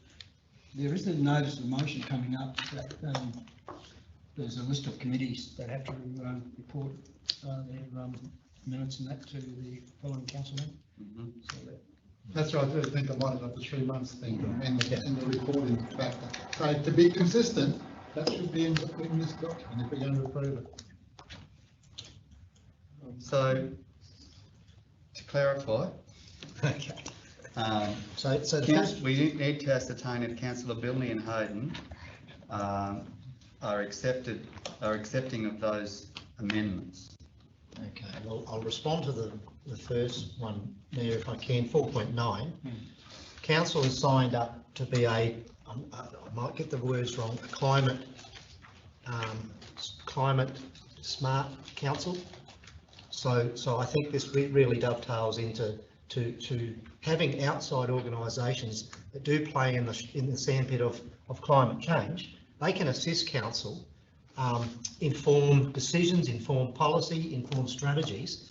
So I think that is critical that remains, because that's one of their mantras of NAMN, as I understand. That's the first part. The next one was item 6, committee term. Well, I think that should just be consistent with what we do with all other advisory committees. If it's 1, 2, 3 or 4 years, let's have consistency, and that might be just a matter of changing the wordage. Which one are you talking about there, Dave? Number 6, the committee term. So all I'm saying is let's have consistency approach across all our advisory committees. If it's for a 2-year term, 4-year term, or 1-year term, whatever it may be, but let's have consistency. It doesn't talk about the term, it talks about an operational requirement. Yeah, but that's what I'm saying. I'm happy to change that in line with what the consistent approach is for advisory committees in general. Hang on, I haven't finished yet. So, and the last point was 9.1, evaluation of performance. I would agree, as per Councillor Hodge has mentioned, for the sake of transparency, we should be reporting back to the public and council of what they're doing, not only for our own benefit of understanding what these advisory committees are doing, but also I do urge caution if there's confidential situations that may need to be redacted or whatever. But yeah, so based on that, I would not be prepared to take out 4.96. I would agree to consistency and to align with other other advisory committees and evaluation of performance. I think that will go into that item which falls down later. I was talking about 8.1. Yeah, that's exactly what I'm. Sorry, I beg your pardon. That's what I'm alluding to as 8.1, not 9.1. My apologies. Yeah, and again, that would align with the other advisory committees. Yep, consistency in the later motion. Correct. Mr. Mayor, I don't know if it's adequate for me to make a comment, but yes, that may help with clarification of one issue which was discussed here. Just a clause 4.9 because if you go to page 166 of the report, really it is NEMEN, it is this group which works as a regional interest group, which identified the fact that climate change is the principal risk to our natural assets, and has done some work in that area. As a result of that work, as a direct result of that work, we have secured so far $220,000 in funding, both regional and for our local council, and that's our climate risk management strategy and climate resilient alliance. That's basically been initiated by work of this group, and our group is very, very involved in that area. With council strategic direction, I think that given that we do not have a specific climate group, I think this group is quite adequate to carry out this type of activities, hence close one. Right, just to backtrack, so basically where we got to was Councillor Cardew suggested some amendments. Councillor Bilney and Councillor Hayden amended those amendments, and they're the amendments that they support. So they made an amendment to 6.1 to basically align with other advisory committees, and they also made an amendment to 8.1 to also align with the reporting of other advisory committees. Is that right? Yes. Are those clear enough, Tutor, for officers to? So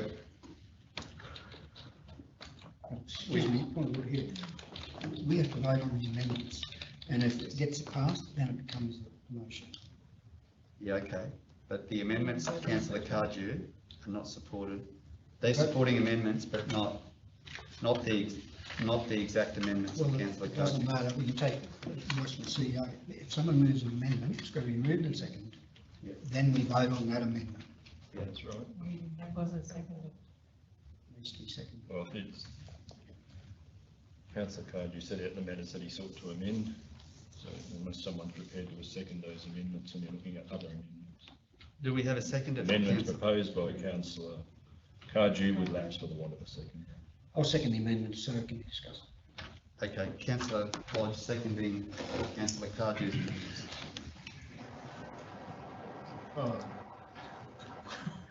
I'm happy to leave 4.9 where it is, and I'm happy with the rest of what we said.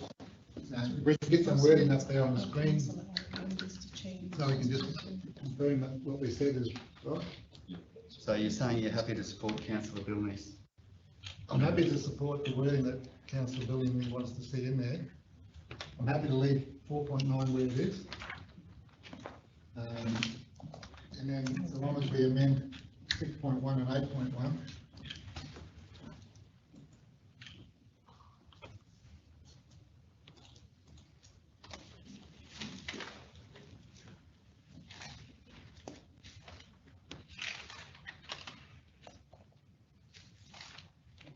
Have we got it up there? Do you want me to suggest some wording? I want to see the wording of 6.1, please.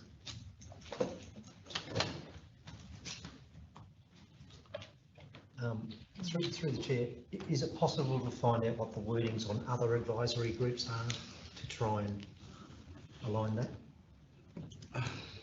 Is that something that we can? Excuse me, point of order. This is becoming so messy. Could we move procedural motion to leave this on the table? And we really need to workshop this and get it right and come back. We need to workshop it, or we just want Withdrawn, to? just want to workshop it, or from the agenda. Why don't we just ask officers to draft up those words and come back to us later in the meeting? Rather than go to a workshop. Let's not go to a workshop. No, I also make a point that minor amendments doesn't change the fact that we haven't had the chance. My point that I was making earlier is that and it's come to pass now, it's not good. I don't believe it's good governance to proceed without policy in this matter. And if it were withdrawn from the table, then we could quickly discuss those matters. I've already stated that. I think we're just shoving something through when there's quite a bit of disquiet around the table. I'm certain from councillors who are not opposed to the idea of having an advisory committee who, like me, welcome it, but it's got to be in the right context. Well, look, what I'm going to suggest we do, councillors, is I hear you, Councillor Clifton. I'll move a procedural motion that we lay it on the table just for this meeting. And at the end of the meeting, or when officers come back, we'll bring it up again, and we'll put the amendments that the officers have drafted to the test on the floor, and that'll determine whether we accept it or whether we then we go back and workshop it. Just out of clarity, the clauses that you wish us to review. 6.1 and 8.1. 6.8. So 6.1 and 8.1. Yes. Okay. Those two. Is that, Councillor Vilney, is that it? Yeah, that's fine. Understood. All right, so I'll move a procedural motion that we lay this one on the table while officers draft up some words for those 6.1 and 8.1, and then we'll reconsider it later on. So those in favour of laying it on the table? Carried. Thank you.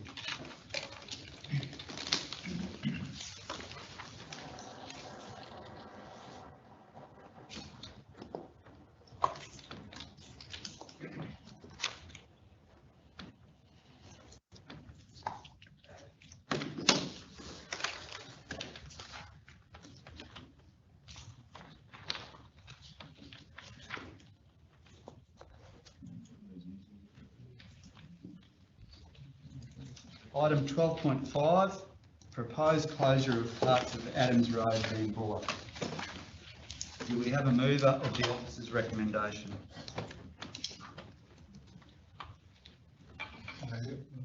Councillor Cardew is moving. Do we have a seconder? Councillor Wiltz. Councillor Cardew. I'd just like, if we could get the manager to talk to this, and if we could bring it up on the screen, show us exactly which parts want to be closed and which parts don't. Yep. Thanks, Jeff. You need a big ruler. All right, thanks for that. All right. Okay, so thanks through the chair. There's actually two parts of Adams Road where the closure has been requested. So the privately owned block is the odd-shaped block right in the middle of the picture, and it's labelled as RP, whatever it is, I can't read it from here. But Adams Road, there's a road reserve to the north of it and to the south. The road to the north is a very old road alignment that was, as near as we can tell, was used a long time ago. There is evidence of an old road formation through there and old drains, but it's all essentially, naturally revegetated now, and you can't, easily drive a vehicle through there. Sorry. The southern road reserve does currently have a formed roadway running through it, and it has a couple of culverts underneath it. The road's actually cut into the side of the hill. The proposal for the southern part of partial closure of that southern road reserve is somewhat problematic because on site there's no fences, so it is a little bit hard to distinguish exactly where the road is in relation to the existing property boundaries and the road reserve boundary. But in the aerial photography there, you can see right on the southern end, or the bottom of the hashed area there, there's sort of a couple of dark patches. So the southern end is the bottom of the, bottom of the screen. So, sorry, Mark's. Is that between H and G? Sorry? H and G, is it? Is that the road reserve? Yes, yeah, so that's the hatched area there is within road reserve. It's easier if I talked it up there. People can't consider. So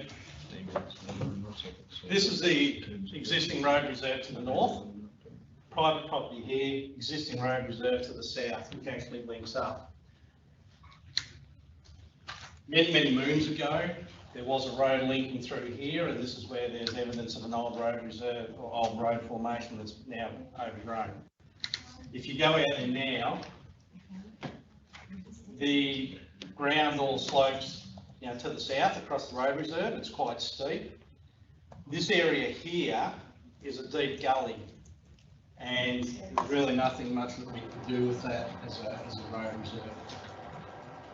Again, it's hard to determine exactly because there's no reference points on the ground, but it appears that the actual existing road runs essentially through here, goes down to the water's edge. There is evidence that people are accessing it. And you can see where people have been walking down to the water's edge. There is old bridge abutment still across the creek there, across the creek, Surprise Creek, because there was a bridge that linked up to Henderson Road. That bridge was in existence when Tinaroo, or before Tinaroo was built, but it has been removed at some point since. So, with the apparent location of the road, as it currently stands, if we were to look at having essentially a 20-metre wide road reserve, the northern limit of it would probably end up being pretty much where the property boundary is now. And that's to be able to sort of provide for any sort of future access requirements. Jeff, can you just point out which bit wants to be closed off? Is that the bit? Both. So this hatched area here, yep. And that road reserve is around about, it varies, but it's between 50 and 60 metres. And this hatched area here of the southern portion, sorry, out of this part, and the road reserve boundary is actually down here. And again, this road reserve varies between about sort of 50 and 60 metres. It's a bit of an odd shape. So what the report's recommending is this could be closed, but not this section through here on the southern side. So southern piece remains road reserve? Yes. But that northern area, so are there any properties directly affected? If we close the northern area, who's using it now? There's no through access for vehicles. It's not being used by anybody that we could see. This property here has actually formed a driveway down onto this portion of Adams Road. This property here has an existing driveway that comes in right up in that top corner. That's where the gravel ends to at their driveway. So it doesn't, allowing this to be, or supporting the closure of this piece of road reserve won't prevent access to any private property. Where does Adams Road, where is it then? What's that road above there, at the top that goes through a farmhouse? That's actually just the driveway. So Adams Road continues on and goes back to... Yeah, it does a loop around the Russell Pocket. It looks back, I can't think of the name of the road, it looks back to... Valley Road, Henderson Road. No, it's right down Eastern Connection, Dave. You go down, right down Eastern Connection, and there's a turn off to the left to Stewart Road, is it? Stewart, and then turns into Adams. So Bet used to live there. Huh? John McKenzie had his vet practice there. Yeah, okay. So who's the person who's requested be closed? Owner of this lot here. Okay. So just essentially just looking to incorporate by requesting the closure of this portion, or the closure of the parts of road reserve. Yeah. To essentially then seek to have these incorporated into the property. Oh, I see. Oh, so they want to expand their footprint. Yeah. So they do an application to council or land? To the Lands Department. Yeah. Yeah. Okay. And then it's referred to us for comment and whether we actually support the application or not, whether we create conditions as well. through you, Mr Mayor, so the reason why we are not supporting the southern is that we may need to use that road reserve or have access down to. Yeah, and so Surprise Creek runs through here, and it's essentially an outer branch of the Tinaroo, leads into Tinaroo. And as I said, the existing road formation, as near as I can tell, appears to be pretty much in the middle of that slither of road reserve that was looking to be closed. So if we agree to this being closed, it essentially would impact that the existing access to the creek as it currently stands. And that's being utilised, you can see it's being used. Yeah. Advice was that there's current local landowners that do a bit of tidying up down there every now and then. It's not an area that's maintained by council. But there was evidence of vehicles in and out of there. There was wheel tracks, and down at the water's edge, there was evidence of people accessing the water's edge on foot for whatever reason, whether it be, launching canoes or whatever, or fishing or whatever it was. So, and what about that sliver on the right-hand side, Jeff? Is that to be closed? This is proposed to be closed as well. So again, essentially the recommendation is to consider closure or support the potential closure of this section, but not this southern area here. Because again, it's a bit hard to tell exactly where the existing road is in relation to this. So that slither is not to be closed. Correct.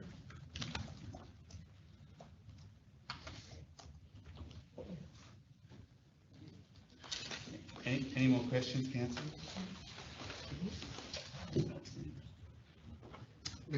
You can see on, you can see on the map here, you can see the water's edge here.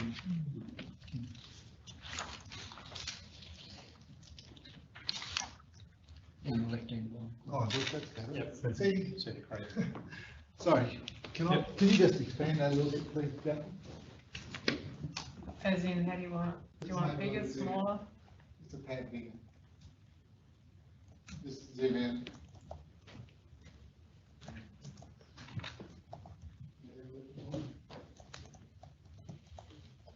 Is that road to the is that existing road, is it in here? Or is it in there? It's in this hatched area as near as we can work out. So as I said, there's a deep gully that runs through here, and from what we can work out from the photography, this is where the gaps in the trees are in the gully, and then there's you can see a faint line sort of running through here. And again, as near as we can work out, that's where the current road is in that hatched area.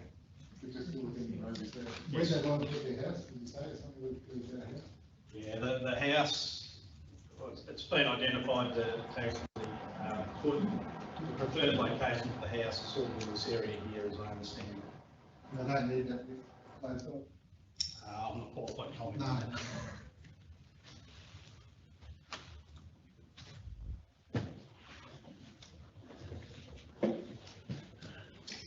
Councillors, any more questions on this one?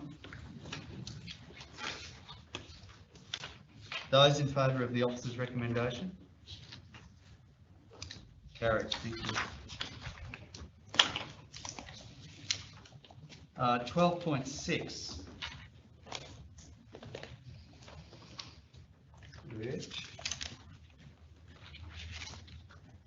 Sluice Creek Bridge replacement. Do we have a mover of the officer's recommendation? Councillor Hodge. Seconder. Councillor Wilkes. Thank you. Councillor Hodge. Just to point out to people in the gallery, of course, that it was a cheaper tender, but the other tender cheaper through our procurement policy. The local actually comes out on top, so to put it up with that. That's all. Thanks. Councillor Cardew. Yeah, thanks, Mayor. I won't be supporting this one. This report effectively, and correct me if I'm wrong, is asking for a variation of over $200,000. Am I correct in saying that? Yes, Yep. that's correct. So again, here we are again at a council meeting, being asked to approve variations for substantial amounts of money. I mean, it seems to be happening, for me, it seems to be happening every council meeting. So, for my money, if this has gone over budget by 215,000 or whatever it was, but I'm suggesting that we hold this project over until the following year, so we can realign, to put more money in our budget for this job here. Because we're just being asked every meeting to find more money in our capital budget to approve the overspends. I mean, just can't keep doing it. So my thoughts on this are is that we don't approve this,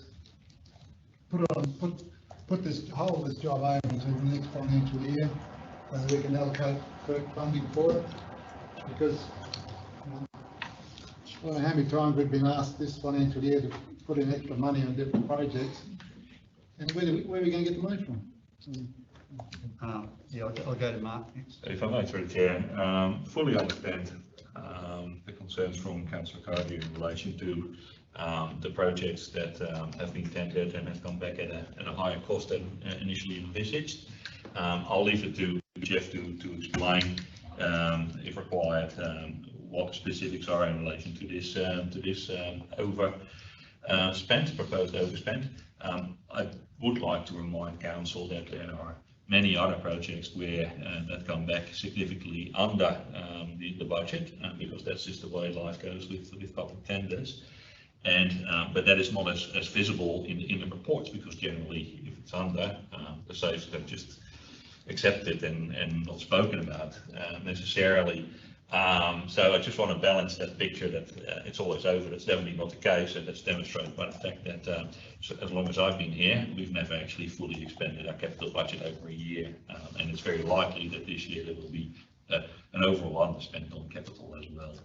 Just want to balance that. Councillor Building. Through the chair. Just clarification, if I can, Jeff. Is there PIDS funding implications if we defer it, like has been suggested? Potentially, can we move it to another 12 months later without interfering with that grant funding? Potentially, yes, but we don't win too many friends in doing that. If I may, through the chair again, and fully appreciate Jeff's answer, we can't preempt. The TIDS process is basically a decision process on an annual basis. Projects get prioritised. If we not deliver on the TIDS commitment this year, that means that there's an underspend potentially on that total program for F&Q Rock, which puts the F&Q Rock in a difficult position. And there's no guarantee that that money will be made available next year, because there might be other projects across the F&Q Rock that are deemed to be of higher priority. So it could, but I can't give a guarantee. It could not result in any issue, but it could also result in this project being deferred many years from a TIDS funding perspective. Sorry, I guess the other thing that by deferring it, the cost could even blow out further if current trends continue, potentially. Yeah, Councillor Hood. Yeah, I just want to reply. I understand where Councillor Cardew is coming from, exactly. But in our discussions over the last 12 months with the new project office coming in, what tends to happen is, and you guys can tell me if I'm wrong, is we do a sort of a rough design, then we allocate a budget, and then when the real designer gets done, then it seems to blow out.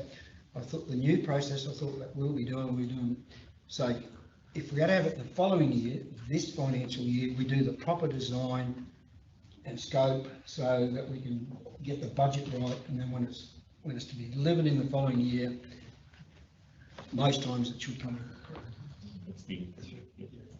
Through the chair, yes, that's exactly the process that we're working towards. This particular project, the original bid for funding was quite old and didn't have a lot of investigation behind it. And then when we got into the detailed design work, that's when we found that there was more to it than was anticipated. And essentially that extra work, and it's the piling work to be able to found the bridge, is essentially responsible for the change in project cost. So in this particular case, we have shell, the bridge shell, that's 100, that's a prefab structure. Yeah. It goes in. That's correct. Not really. So so the inkback system is basically a pre-built formwork with the reinforcement steel in it already, and then it actually gets poured inside. So it's not a prefab bridge, but it's a modularized bridge building system. And then that goes in, and then that's not part of this tender. No. No. And then the tender comes in. So what we've, again through the chair, what we've done is we've actually purchased that shell directly. They're a supplier under local buy. And so this tender here is really for the construction contractor to build do the piling works, then put the shell on top and basically do the concrete works in the road. Councillors?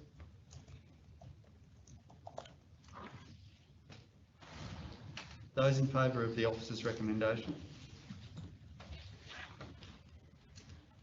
Carrie, you want yours recorded against, Ben? You can record Councillor Cardew against, thanks.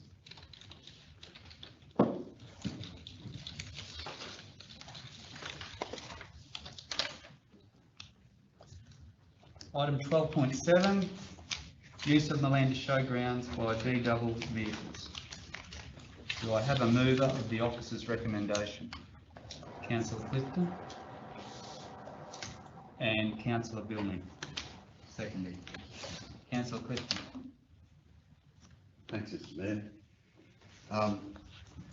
As following the presentation of members of the Land and Show Society earlier today, this matter of this B-double access to properties arose in a discussion, as Ms. McLucas said, when she asked me if she could get B-double access to her property. Our office investigated and concluded that the road in question wouldn't be suitable. But in addition, the report that was produced at the time raised the issue of lawful access to the widely used Malanda Showgrounds by B-double vehicles, as well as the agreement between the Show Society and the TRC, which apparently does not formally permit such activity, and I know there's a difference of opinion about that. We've heard today from the delegation of Mr. English and Ms. McLucas about the absolutely essential nature of the cattle transshipment service provided to the producers of the region. And basically, the B-double trucks go in, and smaller body trucks and other privately owned vehicles from producers come into the showgrounds, discharge their cattle, and then they're loaded on a regular basis all collected together through a B-double and taken down to Townsville for the abattoir. It's an absolutely essential part of the operations of cattle and beef and dairy producers in the region. My purpose for moving this report at the January meeting was to quickly get the matter on the table, to define it, and then work with the Show Society, as well as the dairy and cattle producers at the table, and to resolve it so that an essential support service can continue to be provided. There can be no doubt that the use of the Malanda Showgrounds as the cattle transshipment point must continue using the best commercial and economic vehicles, and they happen to be, in this case, B-doubles. So I support the report as noted, and the quicker we can pass it and get on having discussions with the Malanda Show Society, we can resolve the matter decisively. Thanks, Mr. Mayor. Thanks, Councillor Clifton. Councillor Bill. Through the chair, look, I just want to echo sentiments from Greg and Colleen and Councillor Cardew. the issue of B doubles traversing this area has been one that's been undertaken for a long period of time without issue or incident. Now I'm led to believe it's been 20 to 25 movements in the past year, predominantly by JBS, who are the owners of the meatworks in Townsville.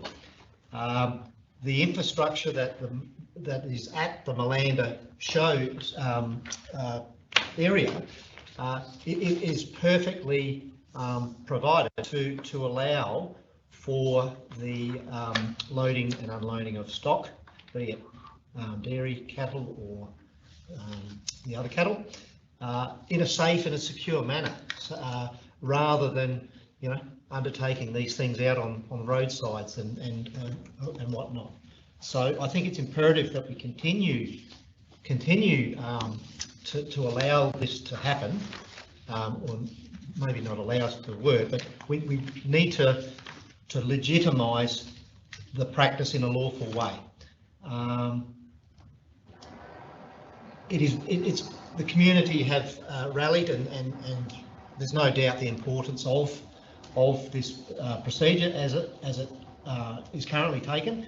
But I also acknowledge that the final decision of this does rest outside this council's control. So I personally have no desire whatsoever to cease the activity, and I'll support whatever needs to be done to allow it to be undertaken again in a legitimate and lawful manner. Thanks, Councillor. Councillor Cardew. Yeah, thanks, Mayor. I think we're all supportive of the need for the B-double route in and out of the showground. The officer's recommendation here talks about the options in the report. Now, there's 3 options in there. It doesn't talk about a particular option, but I think we need to be very clear when we vote on this what the options are, what we're voting on, because there's 3 very different options in the report. I think that recommendation needs to be modified to identify which option we want and what we want at the end of the day for this here, because the report also talks about the internal movements of the B-double within the showgrounds. I don't think we should go anywhere near that. It's been operating like this since Adam was a boy. Why do we need to go inside the showgrounds to reconfigure B-double roads and stuff? I think it's absolutely ridiculous. So for me, I think whatever we do, whatever decision we make, we've got to ensure that we don't take away B-double access to the showgrounds, because that's just going to be a hindrance to everyone. So I think the option, the recommendation and the options should be very clear in what we're going to vote on. So I think option 1 in the recommendations, and I also think we should add a second option, or a second part of the recommendation should be that if through the application process that we can't get a designated B-double route through Mary Street and is it Thomas Street, if that's knocked back, then the other option is to go through the main gate and alter the intersection so that it allows us direct access from the highway straight into the showgrounds through the main gate. So I think we need to have that as the second part of the officer's recommendation, that if we can't get approval for the Thomas and Mary Street to be allocated as a B-double route, then we need to revert back to the second part of the officer's recommendation, or the second part of the recommendation, whereas we look at the main entry. So just a point of clarification, so Councillor Cardew is proposing an amendment to the motion. So we've got a motion on the table that's moved and seconded. Councillor Vilney? Yep, through the chair. Look, I don't disagree with what Councillor Cardew is saying. When I look at these potential options, I actually am looking at them in a bit of a different lens, and that is, yes, these are 3 options we can take, and they all have merit. We need to be doing something in the meantime while this is being formalised. So these options are very real. That either the Show Society can apply for permits, the abattoirs or the truck drivers could apply for the permit. So it's probably a combination of, you know, various things, what sits right at the time. The long-term game for us is to try and advocate for designation of B-double route wherever they land. Councillor Clifton? One other point, and I hadn't raised it before because I thought this would come up, if the motion was successful, would come up with respect to officer negotiations, but the alternate route proposal using Atherton, Malanda, Carson Road, although the deputation didn't speak about them today, they've told me, and I think Councillor Billy as well, that alternate route proposal has no value from their perspective in terms of handling management, in terms of economic handling cattle and the requirements that you have to have. They've got it's uneconomic as well. But I figured that these matters would quickly be, once real discussion commenced with our officers and the Land and Show Society, then that would be struck out. But I make that point as an observation, Mr. Mayor. Yeah, Councillor Cardew, would you like to seek a seconder for your amendment? Yes, please, Mr. Mayor. If I may, Chair. So we've purposely left the recommendation as noting because we couldn't forecast what council's ultimate objective was going to be with this. But if council wants officers to undertake any action in relation to this, it would be helpful to provide a clear direction as to what council wants. And in consideration of what Councillor Cardew was referring to, I'm not sure if we have to go to the detail of actually talking about which entrance and stuff like that. If, in my view, if council makes a simple amendment or an addition to the noting of the report and then provides an instruction to staff to commence the investigations to support an application to the National Heavy Vehicle Regulator to legalise as a right entry into the showgrounds, whichever form that then takes doesn't really matter in my view, but at least it gives council staff a way forward. Do want to note that could potentially be quite a bit of work, and obviously we have a current program and operational plan and budget of things to deliver. So there will be a period that, and we can't forecast the timeframe that the National Heavy Vehicle Regulator would actually need, and any referrals to the state government, DPMR as well. We can't forecast how long that process will take. So I agree with Councillor Bilney that there's an interim issue, which in my view can only be resolved by either the transporter or the showgrounds applying for individual permits with the National Heavy Vehicle Regulator to allow the activity to happen, and that might then be under certain conditions, which may involve traffic management and things like that. But that's not something that we can do on their behalf. That would be something that they would need to do themselves. So I hope that clarifies the matter. So just to backtrack a sec, so Councillor Cardew, we need to be clear what your amendments are. Councillor Clifton may be willing to support it, but we need to be clear what they are so that we know.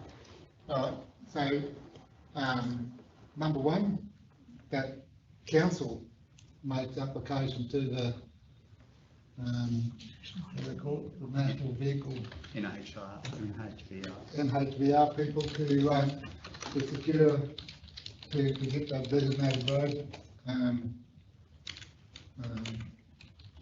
approved or permit, or whatever you want to call it. That's the first thing, and then if that fails, secondly, then council look at the entrance, at the main entrance be converted into B-double access. So, again, if I may, through the chair, what I'm trying to point out here is that council officers can really not make an application to an NHVR without actually doing a traffic study and actually determining what would need to change to allow that B-double access to occur, because what HVR will do is actually refer the application back to us to assess how that actually can be made happen before they make a decision. So as I said, we need to do a study, and we potentially have to make capital investments to change the infrastructure before we can actually make an application. We can make an application now, but it will still come back to us and we'll still be required to do all that work. That's what I'm trying to say. Because it's very likely that the infrastructure as it is at the moment is not going to be suitable to allow all access. Regardless of it happening now, it's very likely that it won't be. And an investigation will clarify that. Councillor Hogan. So through the chair and the person who uses the National Heavy Vehicle Regulator, it is actually, the onus is onto the truck operator to do this, because they'd have to carry that permit in their trucks and be covered all the time. It's not for us council to be saying, oh, that truck, because you don't really know which truck. So really council's position is that we have to support the applications perhaps, and then by looking at the entrances to the showgrounds. We don't actually give that permit, we support the applications for the truck operators to have this, the National Heavy Vehicle Regulated permits to operate. We do it with road trains and all, we have to have the permits, and that's oversized, overweight, that's what the rules say. I can't see how council can hold a permit for 10 different trucks or operate truck operators to be in and out of there. So that's, you need to read it. I'm getting a little confused. Yeah, me too. I thought we just. I'm just assuming, and I know Show Society can't talk, but maybe you can go like that if I'm right or wrong. Okay. You could amend the rules and allow us to speak again. I think it would be quite beneficial at this stage if we were allowed to speak. It would be good if we could, because I'm confused and I don't want to get it wrong. You know what I mean? Right. So can we allow them to come to the table? Yeah, okay. Right, okay. Would you like to just come up to the end there, Greg? It might be better, thanks. Bearing in mind with what Mark said, council can't apply to NHVR, but can the Show Society? Because currently, at the moment, once they get off that B-double route, no one's covered. No one's covered. If I run over, if I'm driving that truck and run over you, that's the real issue here at the moment, isn't it? So in the interim, can the Show Society apply for a permit to bring trucks down Mary Street, Thomas Street? Through the chair, my understanding is yes, for individual transports, or for multiple transport with the same vehicle combination, you can do that. Okay. They'll go to NHVR, they'll refer it back to us. Yep. We will then do a traffic assessment of that and provide a recommendation back to NHVR. They'll probably also refer it back to the DTMR because it involves an intersection with the main road. Yep. And they will also provide conditions and recommendations back in the end. NHVR will then either provide the approval, subject to conditions, or deny the approval. Okay. And we have no control over it. But I'd like to reinforce what Councillor Cardew is saying, that the main options, I didn't speak about Carson Road because I didn't think it warranted discussion. That's why I left it out. But Mary Street, Thomas Street is one option, and if that's not good enough, recessing the main gate and realigning the front boundary fence to bring them straight in the front gate is another option that is very, very workable. Either one will work. If the residents in Thomas Street object to B-doubles coming down there, the main gate is another option. And I think personally the main gate might be my preferred option, and that way with the upgrades to the corner of Jackno Park, what's happening right on the corner of Jackno Park and then the skate park, the B-doubles aren't going anywhere near that. They'll be turning off prior to that. But either option is workable from our point of view. So just a point of clarification, Greg, when you say the Show Association could make application, that's not for Show Association vehicles, that's just for anyone who wants to use the facility. Use this loading facility.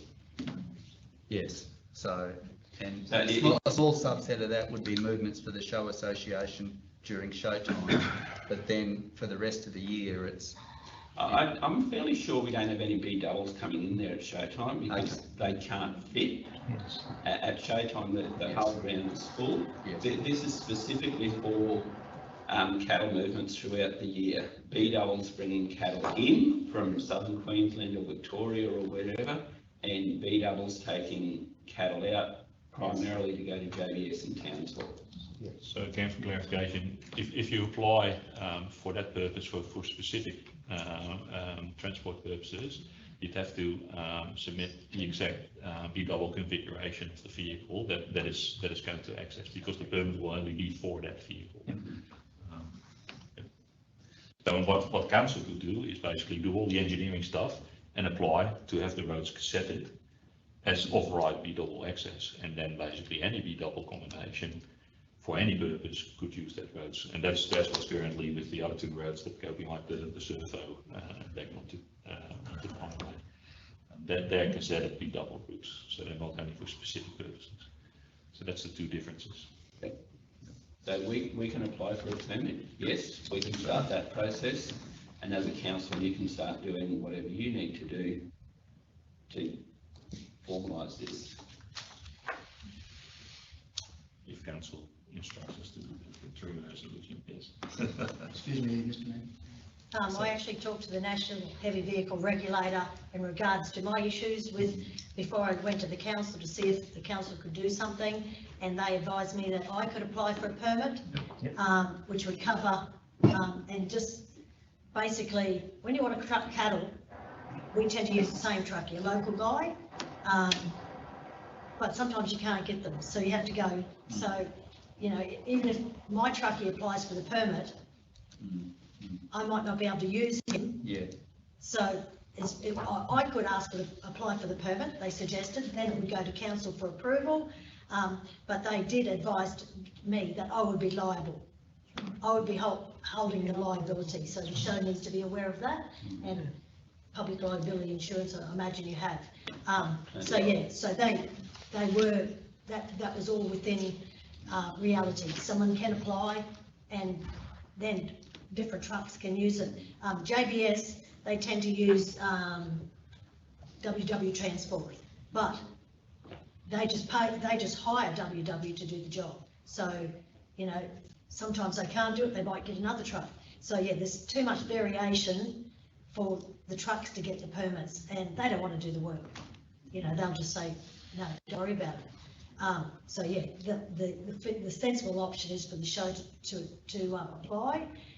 Getting back to Carson Road, I did write some comments, email some comments to council people, and it was suggested that you unhook the trailers and take one in at a time, which is fine with a rear trailer, which has a loading ramp. The front trailer has to be loaded with the rear trailer attached, and so it's not feasible. Most people that wrote the report don't, you know, I've loaded probably 500 semis, triples, I've loaded everything in 40 years. 100,000 head of cattle on trucks, no doubt. So I'm speaking with experience. Yeah. I don't know, you were speaking about the B-double configurations, you know, that is fairly standard, a B-double configuration, isn't it? Possibly, but I do know that there's more development in high-performance trucks all the time, and there are variations to that. So I can't predict what type of vehicle they're going to use. I believe it's fairly standard. You know, you have your half a deck, double decker, and your full deck, double decker, and those trucks are actually have to load to a certain weight. So it's actually 10 tonne a deck is the load limit on those trucks. So, you know, there is a standard regulation there. So, but yeah, Carson Road, dangerous, because when you've got to connect the two trucks, one door has to be open, both doors have to be open to join the trucks up, and then you've got to get the ramps down if they fit. Some trucks are lower, so it's not possible with a milk run job, and it's not even feasible with prime producer. We truck 500 head in and out a year, so And at the moment, with the bridge at Mary Street, Pound Road Bridge closed, we have to go all the way around. So this just, instead of a 5 kilometre trip for my trucks, it's 15 kilometres. So instead of a half-hour job that I'm paying to do this, three-quarters of an hour, I'm paying for 2 hours for a truck. But the only option is to do that at the moment till that bridge is fixed. So we're all facing all different issues. But if we don't have the showgrounds, end of story. So, Well, Councillor you know, Cardew? all the prime producers and the beef and dairy farms on the table. Yeah, thank you. Councillor Cardew? Yeah, thanks. Look, if the Show Society want to make an application for the permit, that's fine. But the way I see it is that these are council roads we're talking about. They're our roads. Short-term fix. So we can't, one permit from the Show Society is not going to cover all the movements that may possibly enter into the showground. I mean, you know, there's lots of different, you know, people out there with cattle properties and things that might want to use this. So having one particular permit for one particular truck or whatever, I don't think that's adequate. I think with the road that's behind the survey there and the access road into the milk factory and back out onto James Street, those road surfaces are no different to what Mary Street and Thomas Street is. So I think it's our responsibility as council. We own the showgrounds, you know. It's there for everyone to use, not just the Show Society. It's there for everyone. So I don't think putting the onus onto an individual group to get a permit or try to access our roads, I think that's our role. Same as what's been done for the road behind the service station. Now, it's a permanent designated B-double route, which any B-double combination can use. So why do we need to limit it from the highway back into around Mary Street, Thomas Street into the showgrounds? Should be, we're going to make it a B-double route, it should be there for everyone to use. So I think it's our responsibility to do, I mean, happy for the Show Society to go off and do it to cover your needs, but in the meantime, until we can get this done. Yeah, I thought that the whole idea of the Show Society applying for this was just in the interim, until yours becomes formalised. Yeah, which is fine, Yeah. but I think it's, the responsibility belongs to council. Oh, yeah, definitely does, but in the interim, I think we'd be happy to get this done. So the recommendation I would be putting up is that we apply, or we take whatever measures necessary to get Mary Street and Thomas Street designated as a B-double route.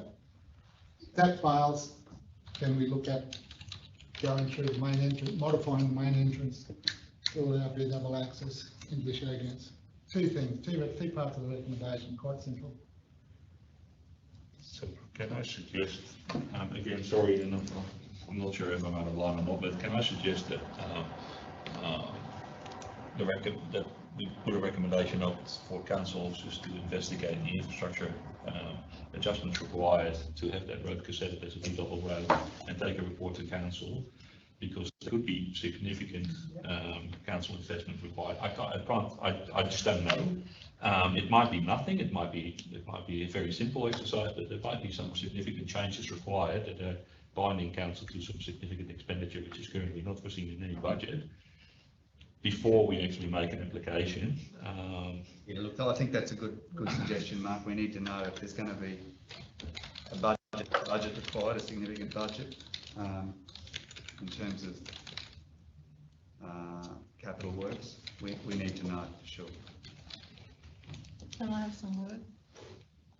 Look, I disagree. I mean, we need to do something.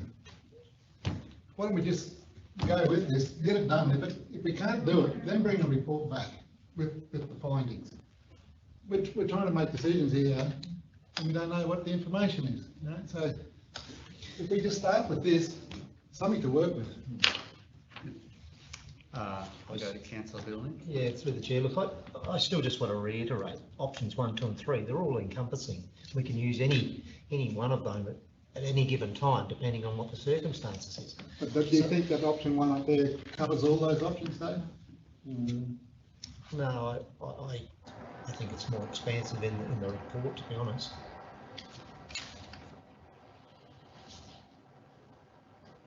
Anyway, Mr Mayor, that's my, I'm moving that motion with. Are you happy with those words? Via Mary and Thomas Street in the number one, via Mary I and wouldn't Thomas put a Street. street in, I wouldn't put streets in, Kev. What? Just leave it open. Streets in. Well, isn't that what we're talking about? Those streets? Well, that's the only way they can go in, really. That's how they're accessing now. They're gonna, what's suitable. they're gonna tell us, Kev. You don't have to leave it in, Huh? I'm happy to still second with the prescription like that.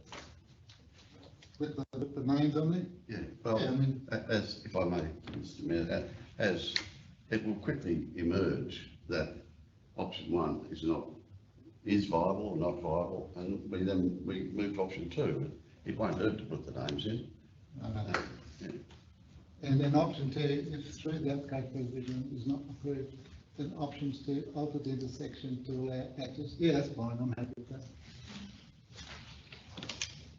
Intersection and infrastructure, Sorry? because it will need the fence moved, realigned, Yeah. but that's- access, intersection and infrastructure. Yeah. So then there'd have to be a third point in there that once this is done, then the approval has to come back to council. It would. I'm happy with that there. And if that doesn't work, then a report can come back to us. Let's get moving on something. Through the chair, should we also put some sort of reference, that being the case, that we should be liaising with the Show Society for their input as well? Yes, please. How does the first two sound to you, Greg? Do they sound all right? Yeah, I think you have to name the streets. It has to be Mary Street and Thomas Street. We do not want them going up near the primary school. So for that reason, I think you need to name the streets.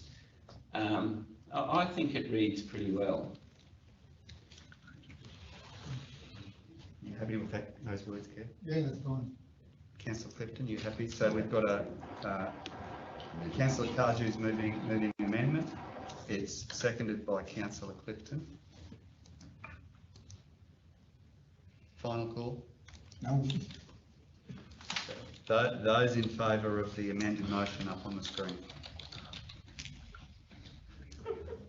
Carried. Do you want that recorded, Ben? Thank you very much for letting us speak again. I think it was a really good call. Thank you. Thank you. Thanks for coming. Thanks. So are we free to leave, you know? We done the right thing? I think so. Thanks very much. There was thumbs up.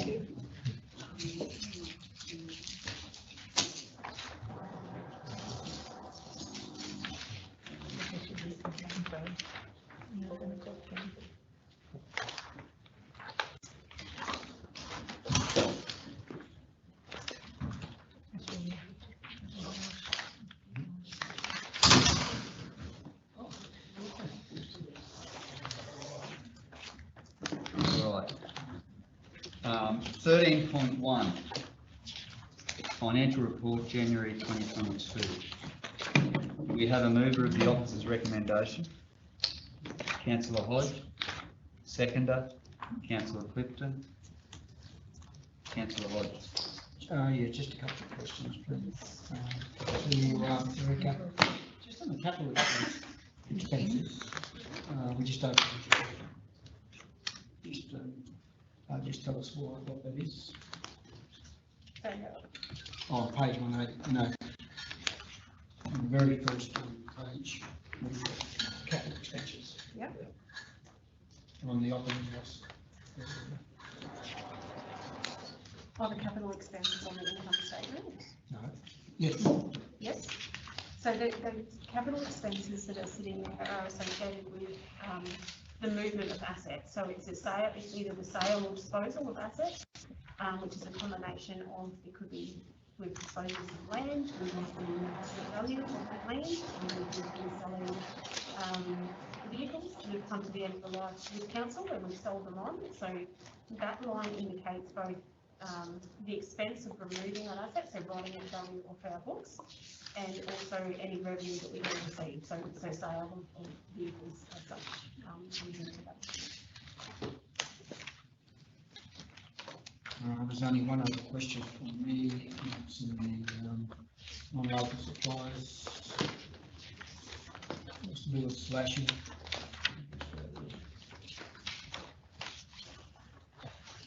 On the second page, of page 201, Tree Act proprietary removals for slashing $33,000. The civil service is unavailable locally. Just can someone give me a reason why we get people slashed for public parks or? Jeff can explain that. Through the care, sorry. Through the care, we've kept that out. They're actually considered to be a local supplier because they do actually have a depot at Kiroi and operate from there. So it appears that having them noted as a non-local supplier is not correct.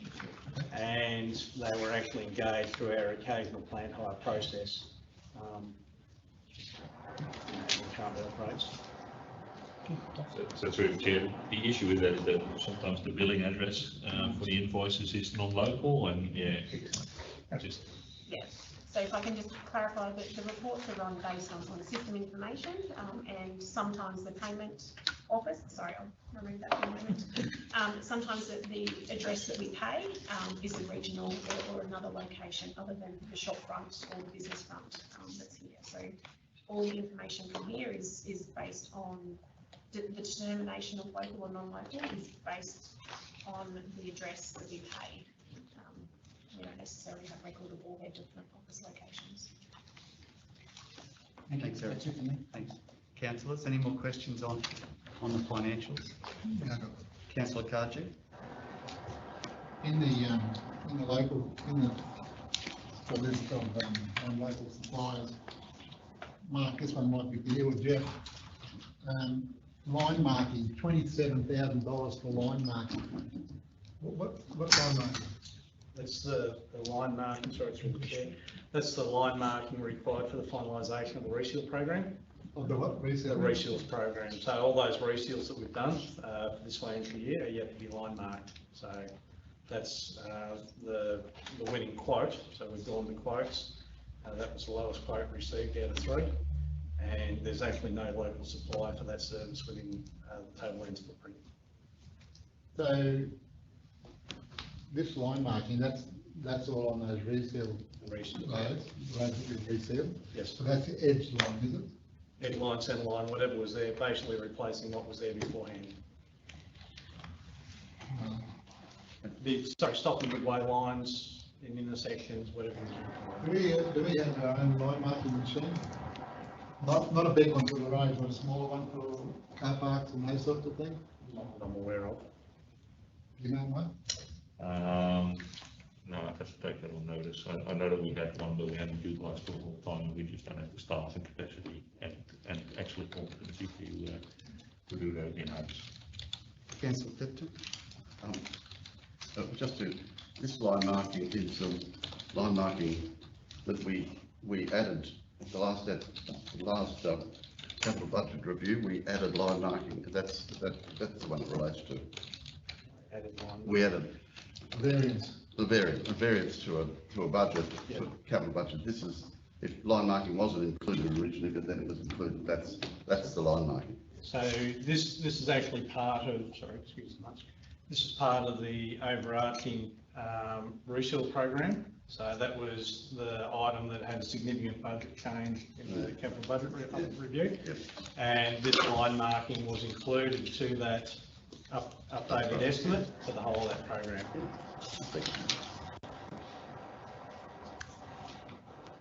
Okay, any more questions on the Councillor Kaji? Page 202, Hayes Recruitment Accounting Officer, 12 grand, a bit better than 12 grand. Are we using employment agencies for these sorts of roles to fill $12,000 to get an accountant? I might go to see it. When the workload requires it. When the workload within HR and within recruitment generally requires it, we put it out to agencies. We also go out to agencies when we're having difficulty recruiting in specialist roles, which is the case here.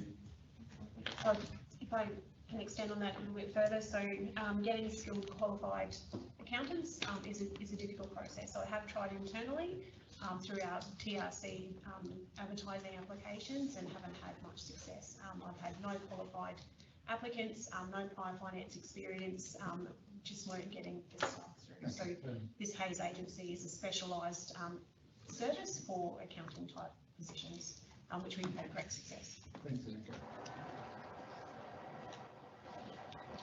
Councillors, any more questions on this one? Those in favour of the officer's recommendation? Thank you, carried. 13.2, TRC business continuity documents. Do we have a mover of the officer's recommendation? Councillor Wilkes and Councillor Billney. Councillor Wilkes? This is just an ongoing effort by Sarah to consolidate, condense. Yeah, she's doing a magnificent job in this area, I believe. And I'd just like that noted that the framework that she's put together for the disaster management side of things is coming together brilliantly, I think. Thank you. Councillor Chair, look, I would echo Councillor Wilkes' sentiments. Sarah is an absolute gun in this field and we're lucky to have her. Thanks, Councillor Billney. Any more comment, councillors? Those in favour of the officer's recommendation? Carried, thank you.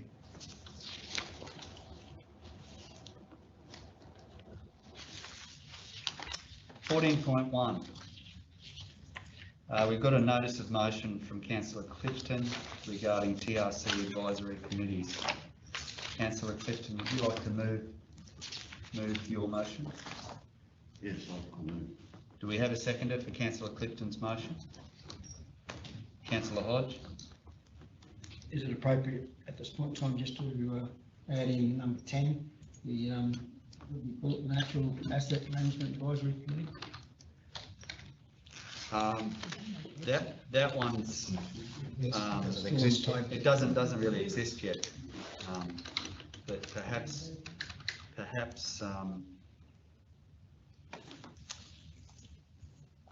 yeah, I'll need to get. I mean, I think it's fine with the others. Mr. Mayor, it's just been constructed today. I think they will be reviewing it today. So yeah, I think we'll just go with what's there for the moment. What's there, and then given that the other one lies on the table now, it'll be established after this motion. So yeah, okay. Really getting lost into some meaning sense. Yeah. Councillor Wilkes? Yeah, through the chair, I just want to draw your attention to number 9 in the councillor's recommendation, the Tabling Centre Agency Group. It specifically states in the terms of reference that doesn't come under the scope of our advisory committee policy, and as such I would seek that be removed from this list. Contains quite some sensitive information, the information that is discussed in that group. So Councillor Wilkes is suggesting an amendment to the motion. Could I just seek leave, Mr. Mayor, to make a comment? Yes. Just in relation to that, all of the formally established by advisory committees have an obligation to keep minutes unless council resolves otherwise. So if some of those, if it's particularly sensitive, we would ordinarily, under 254 thereabouts of the regulation, I might have the number right, but under the local government regulation, you would exempt it from the requirement to keep minutes. Potentially. Or you would just ensure that it was dealt with as part of the confidential part of the agenda, provided that the clear circumstance under those, the requirements again of the regulation to close the meeting can be met. so that there's a matter within that which you've got two options to deal with it. If I can comment just further on that, I'm fairly confident that should a lot of the agencies that are part of the Tabling Centre Agency Group, if they became aware that we were reporting these matters back to council in a lot of circumstances, they would no longer be part of that group.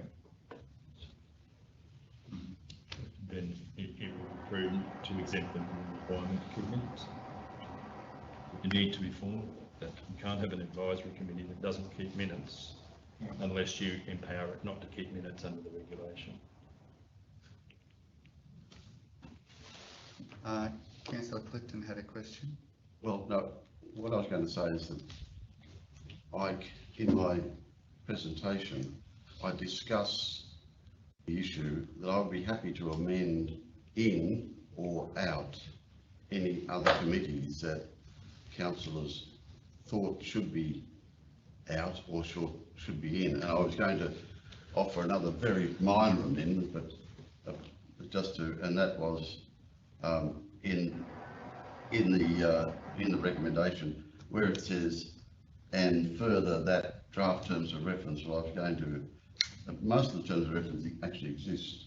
So I was going to seek to amend to take out the word draft. So what I was going to recommend, Mr. Mayor, is we listen to what I've got to say, and then councillors and officers can decide whether they want any of these struck out, and I'd be happy to accept that. All right. Yep. So, may I begin? Oh, yes. Sorry. Yep. Councillor Bill. Thank you very much. Sorry, Councillor Building. Thanks. Reading that sentence again, and I agree that the draft is not the correct word because they are already in existence. For example, I'm involved with the Pest Management Advisory Committee, and we've recently looked at our terms of reference. I don't see why we would necessarily need to be revising all the terms of references now and then coming back to our March 22 meeting. I don't see the merit in that. We've got existing terms of reference which everyone's been working with. They have a process when they review them. It might be every 2 or 3 years off memory. So I just think that sentence is maybe the whole purpose. If I may I commence? Then a lot of these commentaries may come up. I seek move to now commence my discussion associated with moving the motion. Yeah, go ahead. Thank you. Bearing in mind, I've already said we need to amend the motion to remove the word draft. Councillors will recall we had the grassroots benchmarking review commissioned in 2021. Its recommendation was that a review be undertaken of the constitution and the purpose of the advisory committee, and I'm using the term advisory committee means advisory committees, and that they be formalised and documented. This step that I've put forward here is, as I see it, is the first step of a number which will be necessary to get the TRC advisory committees up to date and working effectively. Currently, and that's not insulting anybody who's doing it now, but it hasn't been reviewed since we've been in place, and we've had experts say that it needs to be reviewed and formalised and documented. Currently, we have 22 formal advisory committees and 11 other partner committees, and I might add that NAMN is not on that list, so that means 12. So others meet from time to only one committee, the Audit and Risk Committee, formally reports to Council. Others meet from time to time, yet others do not meet. I don't know whether they do or not, but I assume they don't because I've never seen anything about them. And further, others are very task specific. The Atherton Chinatown Committee, for example. Many may have reached the end of their useful life. I have chosen the ones which seem to be the most significant from a whole of Tableland's perspective. But I'm happy to exclude some which my colleagues feel should not be included, and again include others which I have omitted, bearing in mind that this is not a one-off, but a staged approach to advisory committees. As I said earlier, this is the first step in a long process that I would like councillors to consider. I expect that the topic of advisory committees will appear on a number of ordinary council meetings from now on. I think the advisory committee provides a clear path from the community and its collective wisdom to the council table. It's very transparent and it's open and enables councillors and community members and experts to formally engage, to have deliberations and discussions presented transparently through the OCM, through our ordinary council meeting, and to have issues from those committees put firmly on the table. Now today, as we work today, we've never seen an advisory committee report except for the audit risk management. That's not to say that good work is not going on, but it doesn't get to the council table. They're not presented. It's my strong view, and I think it's required by law, that all advisory councils must be chaired by a councillor. The minutes must be tabled at the next available OCM, and a report must be provided in the TRC annual report. I see the workings of these committees as an essential part of local government. So I commend this to you, subject to elimination of the word draft and subject to any exclusions or inclusions you may seek to make. So I commend it to you to consider the motion. Thanks, Councillor Clifton. Councillor Wilkes, did you have any more thoughts on the interagency one? No, I'll just stand by what I said earlier. Yeah, I certainly wouldn't be supporting tabling the minutes from that meeting.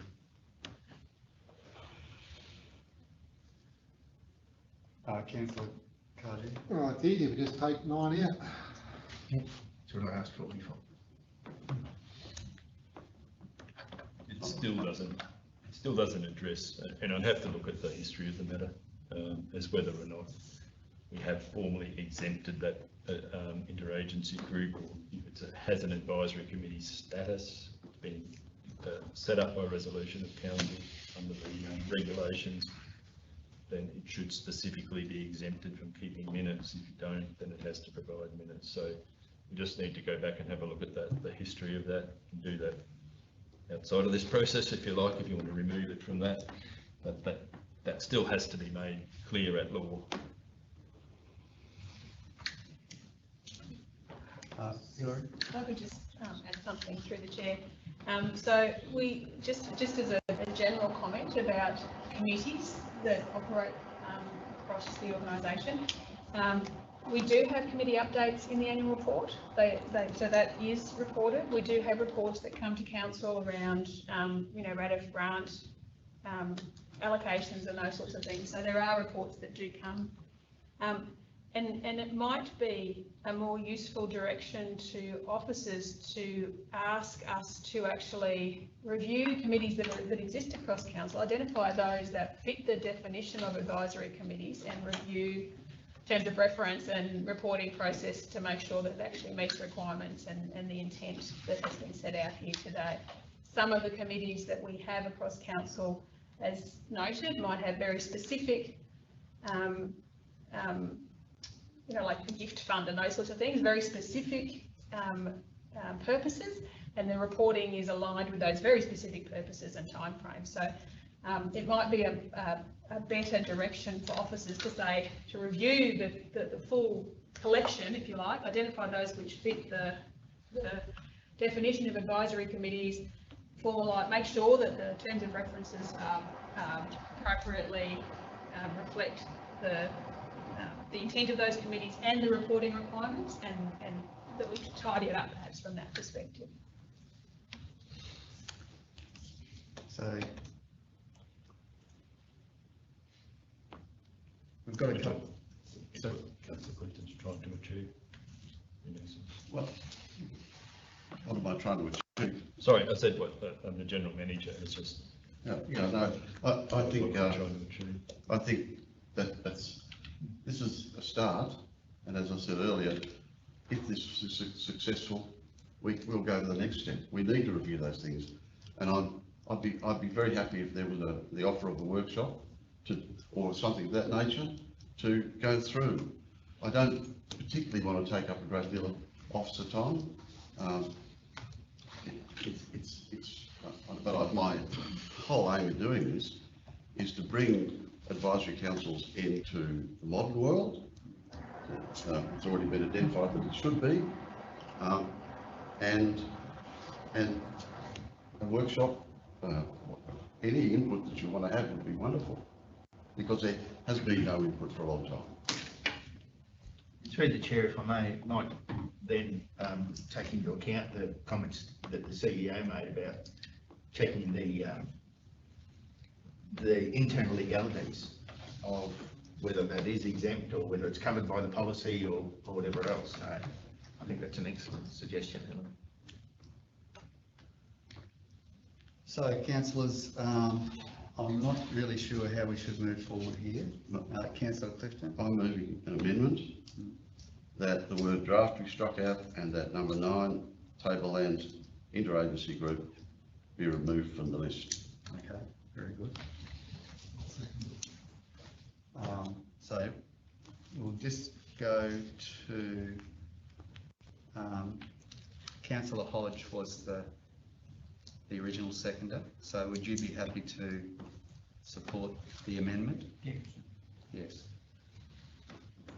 So we've got an amended motion which removes draft from that sentence and takes out number 9. Those in favour? Carried. Thank you.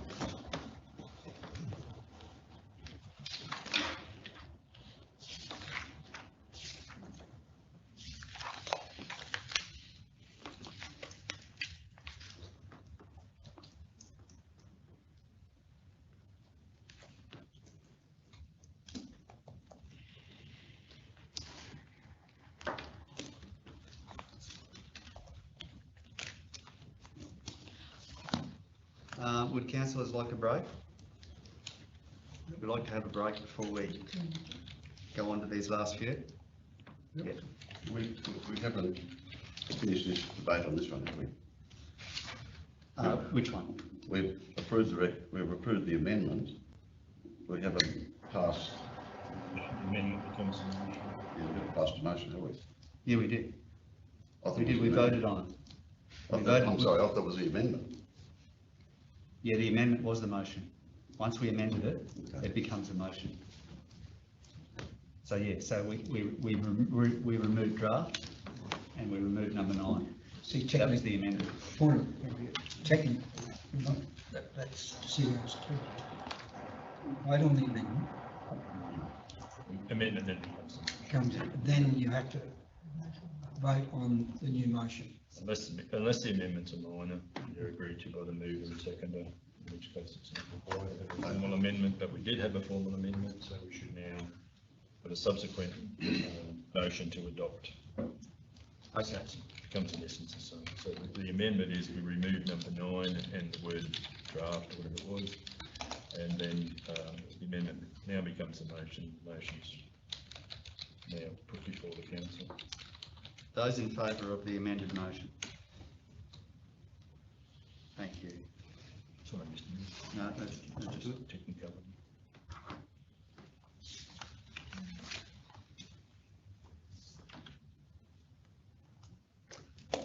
all right, councillors. How about we take a 20-minute break? Is that all right? So we'll come back in 20 minutes. Thank you.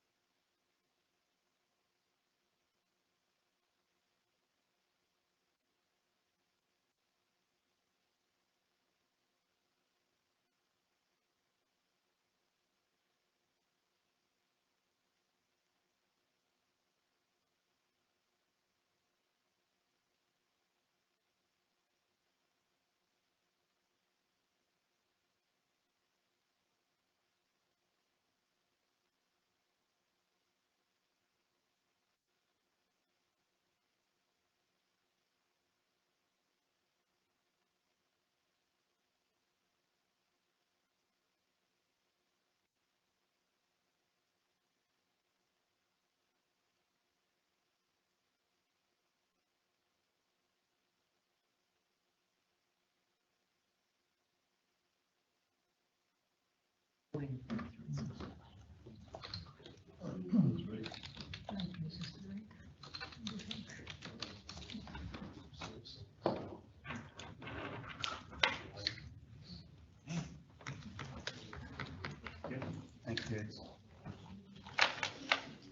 Okay, we're back, everyone.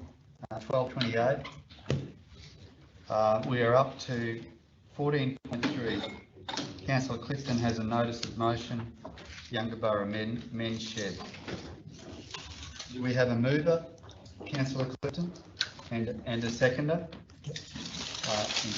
Councillor Bilney. Councillor Clifton. Thank you, Mr. Mayor. I propose again a minor amendment.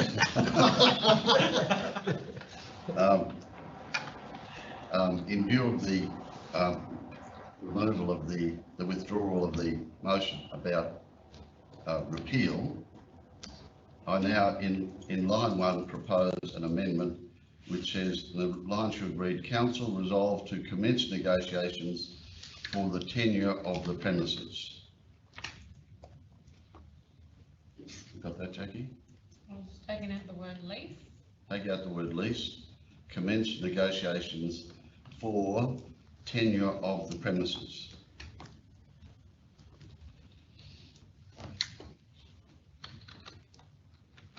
So yeah, is that the only amendment? No, there's more. Only another word in line in point number 2, where it says to determine the terms of the lease, take out the word lease and replace it with the word tenure.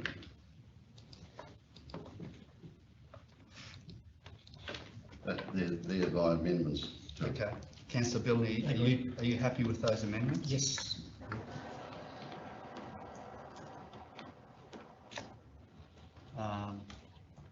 So through the CEO, do you vote?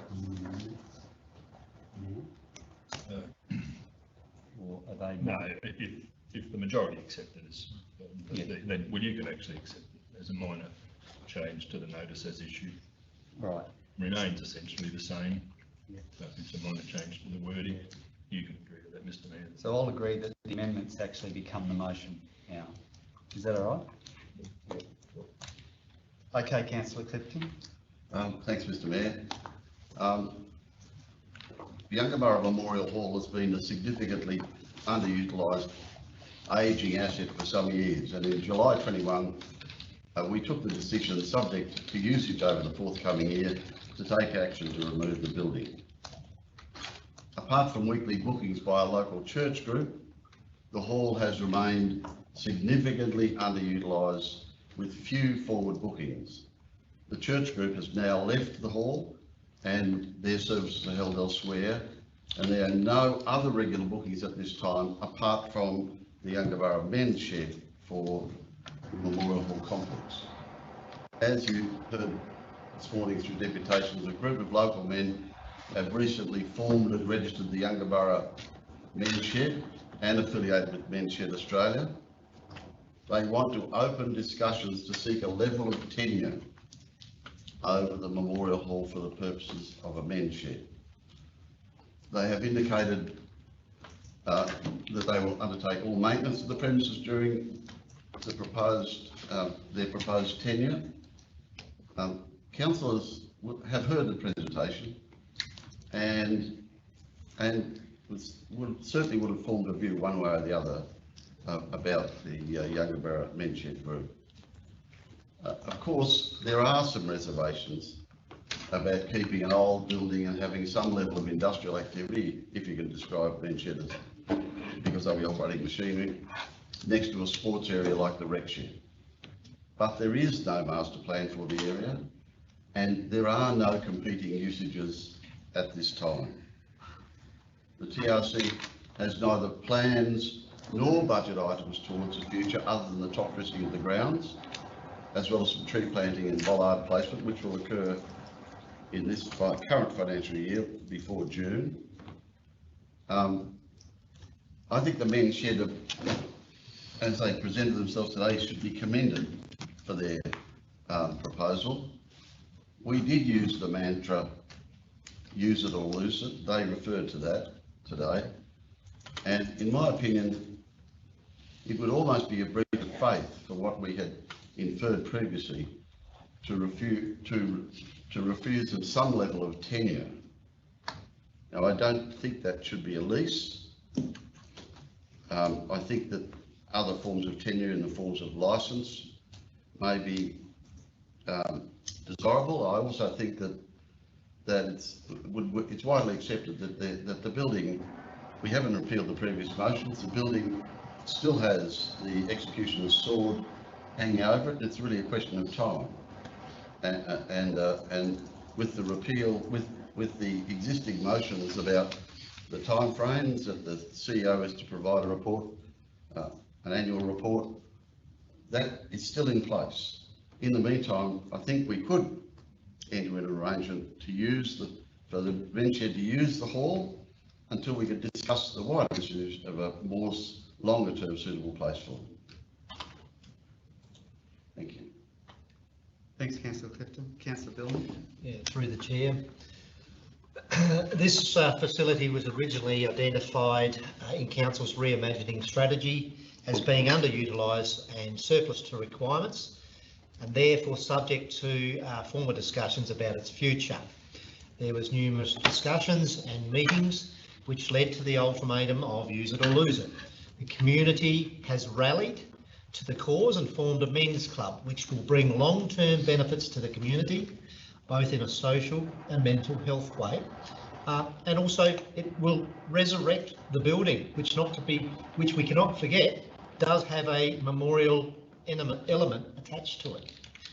At a recent deputation, and again this morning, the members, in my view, provided a compelling case to support them, which includes the provision of this building. I believe that that they have the capabilities and will be in a perfect position to attract grant funding to make improvements to the building and restore the asset. It is my understanding that minimal men's shed activities such as hammering, lathe work, etc. will be undertaken inside the building, and that the majority will occur outside under the veranda. Tools and infrastructure will be stored in a container nearby. I believe it's in the community's benefit to support the men's shed and locate them in this facility with appropriate terms to be decided in due course. If it's found that there is a better location down the track, well then we should make every effort to relocate if that's the best course of action. But as an interim, I do support them using the shed. Thanks, Councillor Billman. Councillor Hodge. Yes, I'll be supporting the motion. I think we really have to give this group, give them a go. And I look at it as an incentive. If we can't give a local group an incentive to, especially here, who are going to maintain the building, I can't see how we could give anyone an incentive. So I'd love to see it. Probably, CEO come back, probably peppercorn rent. They go for 12 months, start working on it. They can get other people to come and help them use it. Like they could use it as a donation, so use that word donation to use it. So I think it'd be most fortunate for this council to vote for this unanimously and give them a go for the next 12 months. Councillor Cardew. Yeah, I fully support the idea of them not having its own men's shed. I think it's a great community initiative, and we as council should be supporting those community initiatives where it's possible. As you are all aware, I'm probably the biggest advocate here in this council about getting rid of old and ageing derelict assets, and we've identified this as being one of them. However, I am supportive of the Younger Borough Men's Group. I think the location is definitely not a good location for a men's shed, but that location, as we all know, is totally underutilised at the present time. Nobody uses it. So if we allow the Yungaburra Men's Shed to use that building in a lease or a license agreement for 12 months or 2 years, I'd like to see 12 months. And during that time, look at other ways of providing a suitable facility for them away from the sporting precinct of that Oval, that sporting precinct in Yungaburra. So, yeah, I'm reluctantly, I'm going to support this, but if they don't use it, it's gone. That's the philosophy. Councillor Wills? Just very briefly, I would agree with everything that's been said before me. I think it sends a very positive message as well if this motion gets up, in that any other small community groups around, small community areas around, that if they do have facilities, that they're going to have to initiate positive moves if they were to keep some of these places. And conversely, if the motion doesn't get up, I think it's sending a totally negative message as to where we as a group of people want to go, because we did throw it back on the community. My only concern is, no, it's not a concern, my only question would be, what risk is it to council if we give the lease or licence, whatever format it's going to be, what risk is it to council for a group such as the Men's Shed to use that building? I can't see any, but I'll seek advice on that. Thanks. I'm not prepared to try and articulate the risks of allowing that use in that building without proper notice and proper research, and I would be reluctant for any of our staff to make comment today, Councillor. Yeah, thank you. Councillor Hogan? Oh, I never ever said use it or lose it. I can tell you now, I would have had it gone 3 months ago, the building. So just so you know, council still has responsibility to this building, because we still have to do our electrical and fire extinguisher checks, and we still have our depreciation. So it will be costing councils, and fine to use it, but I think it could be in a better place. The Yungaburra Men's Shed could be put in a better place. Thanks, Councillor Hogan. Look, what I'm proposing to do, councillors, is it appears my view will be in the minority, but I'm going to state my case anyway. So I'm going to state my case, and then I think we'll just go to the vote if we're happy with that. But look, thanks councillors. I appreciate the energy and dedication you've applied to the Yungaburra Men's Shed.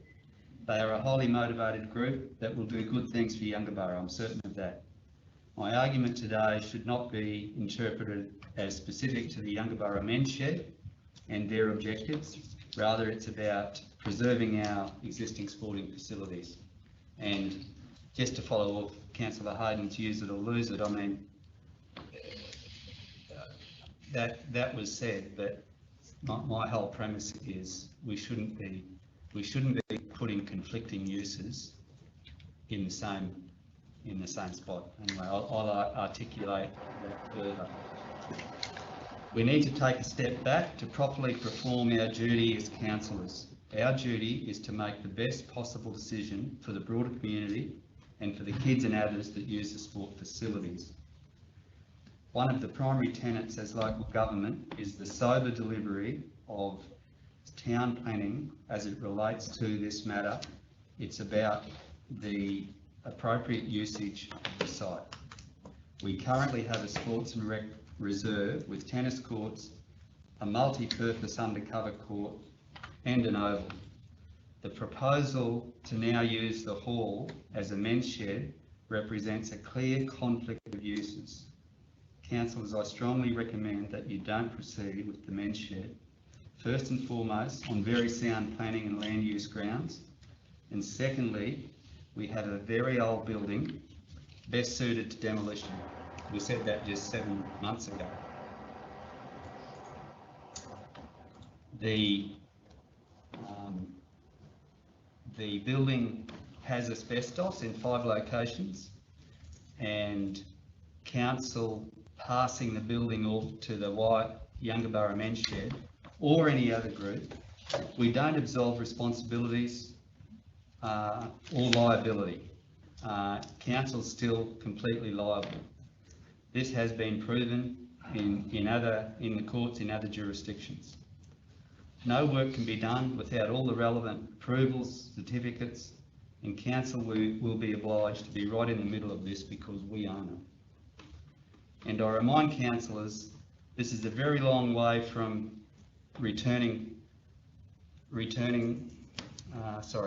and I remind councillors this is a very long way from where we were last July. Returning to the conflict of uses, how long will it be before a parent complains that their child had to retrieve the netball from among the sawdust and the power tools? How appropriate is it to have a makeshift workshop under the awning 2 or 3 metres from the multi-purpose court? How appropriate is that? Does this council really need to create a situation where a conflict or a dispute is guaranteed at some point? I think we have enough of those already. Councillors, I ask you to again consider what's in front of us today. I personally pledge my support for the Yungaburra Men's Shed and the good work they will do. But let's not let our determination to help them be at the price of approving a conflicting usage amongst our sports facilities. This is our primary deliberation duty on this matter today. So councillors, that's my picture. I think in our determination to support them, we're really compromising ourselves on planning grounds in a sports facility. Could I just offer a word of caution as well before you vote, councillors? That it does sit on a reserve. We will be required to deal with lands about whether the proposed use is consistent with that reserve. So I'm not saying it is or it is not, but councillors need to be aware, and those present need to be aware that the Lands Department has to be consulted, depending on the type of tenure that we set up, about the uses that are proposed there and whether they are consistent with that gazettal. It's only a word of caution. I'm not saying it can't be accommodated. I'm saying that we need to investigate that, and ultimately if the use is deemed inconsistent at an officer level, then something like a lease would then have to be subject to the discretion of the minister. To make that point, that we don't confuse this with freehold title. It isn't. Thank you. I'm just going to move a procedural motion. We'll just go to the vote. I think we've discussed that now. So I'll move a procedural motion that we. The correct procedural motion, Mr. Mayor, is the motion be put. The motion be put. I'll move that the motion be put. Those in favour of putting the motion? Okay, that's carried. So we've got a motion from Councillor Clifton, seconded by Councillor Bilney. Those in favour? Okay, that's carried 5-2.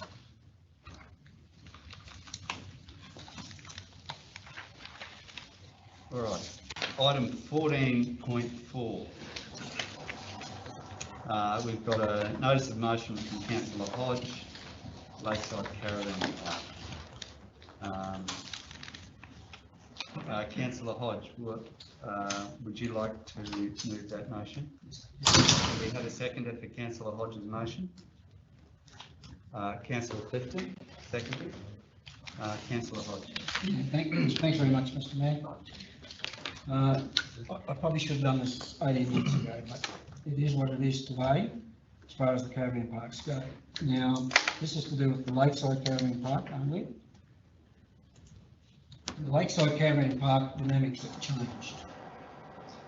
We were looking at leasing it, but now when it's found that the sewage or septic systems have all failed, we've now had to put managers in there to manage it for the next at least 12 months.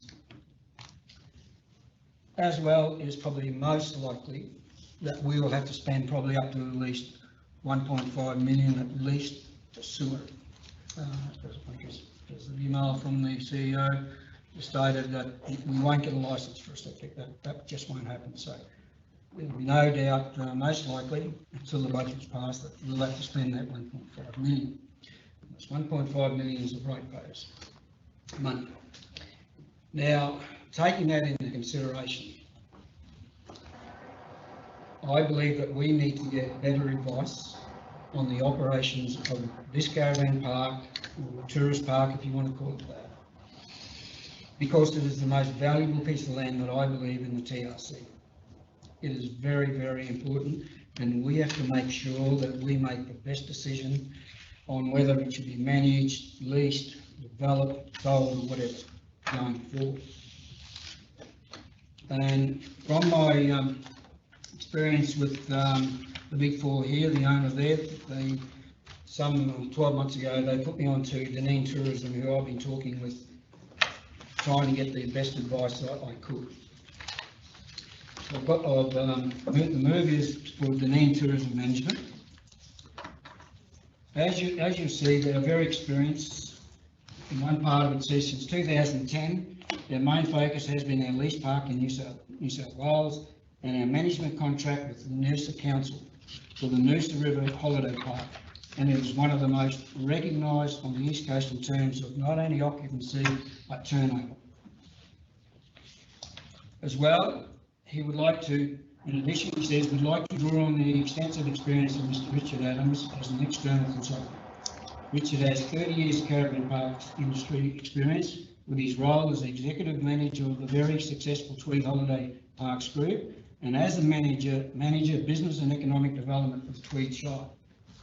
So in my view, it's imperative that we get the best advice we can to make a decision.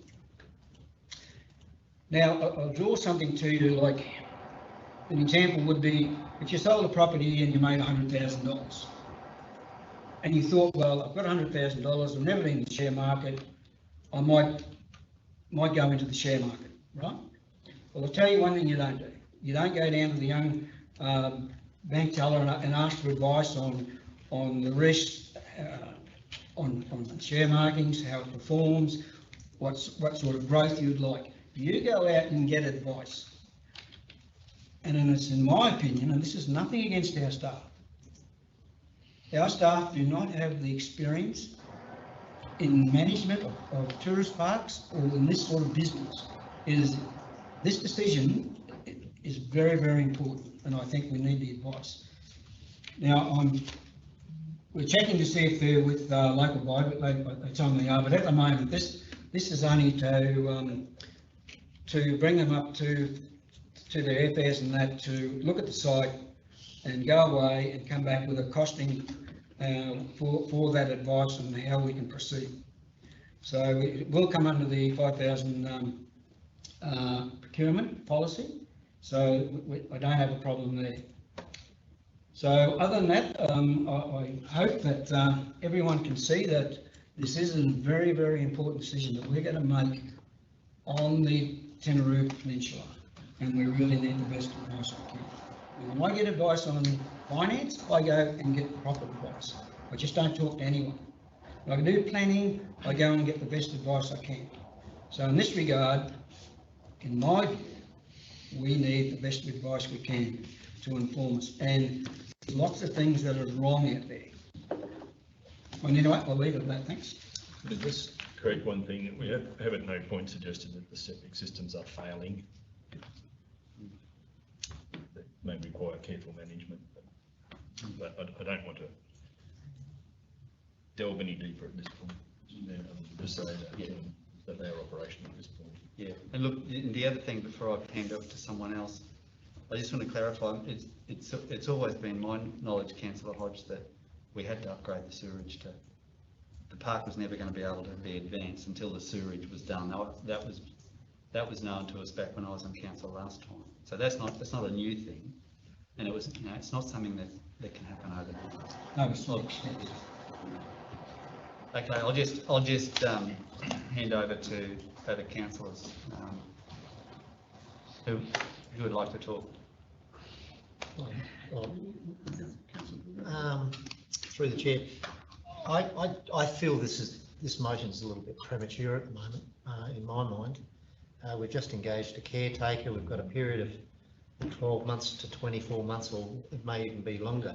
So I don't really understand why we need to be engaging this one particular contractor whom I can't support, Deneen. I've got no idea who they are. They could be, I've never seen a bad CV in my life. So I think from our procurement processes, if we did want to go down this eventually, that we should be getting 2 or 3 opportunities to assess, because we don't know scope, we don't know costs, we don't know the company, we don't know too much. So for me, it's a little bit premature.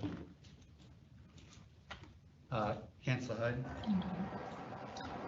So how do councillors vote on a motion when there's no real money attached to the motion? We're assuming it's going to be under $5,000 because they're going to charge for their hours while they're here. And I didn't think it was the work of councillors to go and find these people to actually present some of this stuff to council. I didn't think we talked to people to give us presentations without going through some sort of offices.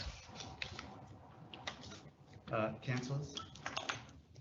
Councillor Clifton?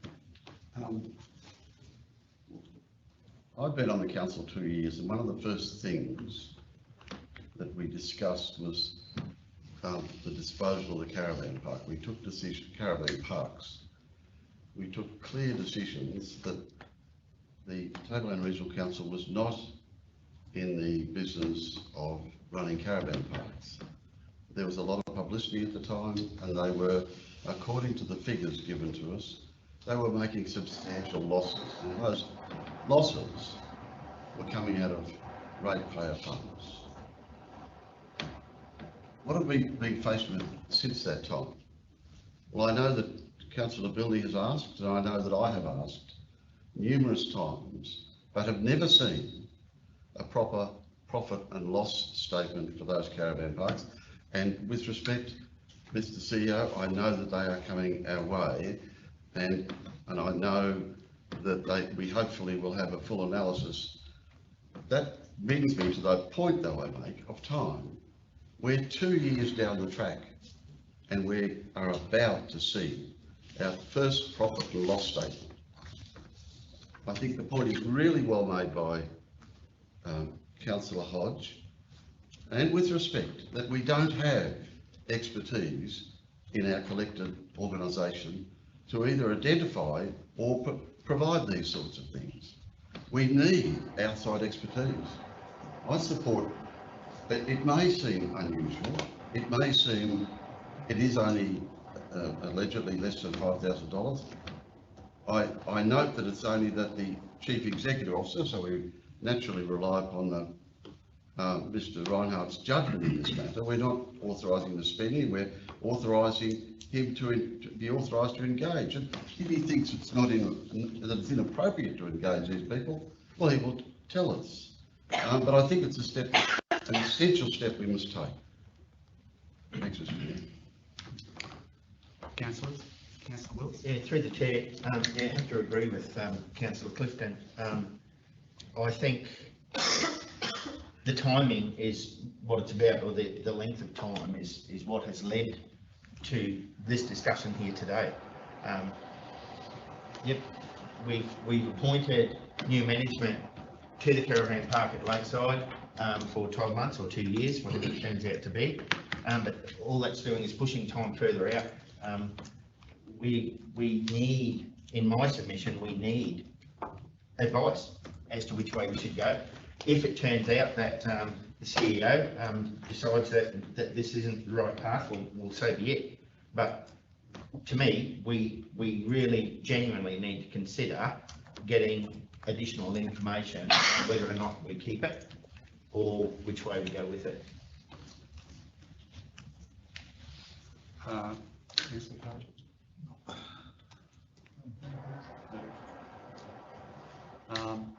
Look, my questions are around how is it going to be capped at $5,000? I mean, two people to fly up, accommodation, travel, costs. there's $5,000 gone there before they've done anything. Well, they tell me it'll be less than 5. All it'll be the airfares and accommodation for one night. High car, that'll be it. And then they'll give the cost of CEO, economic development officer, whoever's going to handle it, the advice on what the cost of the advice will be in regards to those 4 points. And that's when council will have to decide whether you want to travel that way. If I may, through the chair, again, my experience is not in caravan parks, but I do have some experience in procurement processes. I have never engaged somebody to provide a quote. If we could just ask people to provide a quote, that shouldn't cost anything. They don't have to be here to provide a quote as to how they're going to assess the validity of a caravan park and what the best option is. If council is invited to engaging people to provide quotes, I'll start a quotation business. Now, may I refer a question to Mr. Reinhardt? If the question is, if this motion were passed, would you be comfortable with the intent of it and be able to, do you feel that you'd be able to undertake it or make decisions about it without affecting any sense of governance or propriety? Provided that we can establish that we're getting something in return by way of a report or some sort of outline, but certainly purely to provide a quote wouldn't be adequate. We need to have something from that we can then use to engage either this group or some other group on a quotation basis. Prepare terms, I suppose, for the engagement, or informed terms for some future engagement. I would need to satisfy myself in negotiations with these proposed providers that we were going to get something that was value for money. That's my job. I'll ask another question, Mr. Heath. So, if this motion, bearing in mind the discussions that you and I have had outside this room about profit and loss of the caravan park, and the understandings we have there that you'll be presenting some figures to the next ordinary council meeting, if this motion were withdrawn and not successful, would you be thinking that you would be looking to, or are you already deciding to look to outside assistance? No, we've got to get resolution to the council to advance a lease of the park. So until we have something in its place, and we'll continue to advance the lease of the park. The lease of the park, as we all know, has been postponed while we saw the potential environmental issues. Again, trying to be cautious of my words, being mindful it's a public meeting, that we sort out the environmental issues or potential environmental issues that exist at the moment, Councillor. As officers, we're bound by resolutions. More bound by the statute to ensure that it's value for money, and just a price to do something is not going to provide value for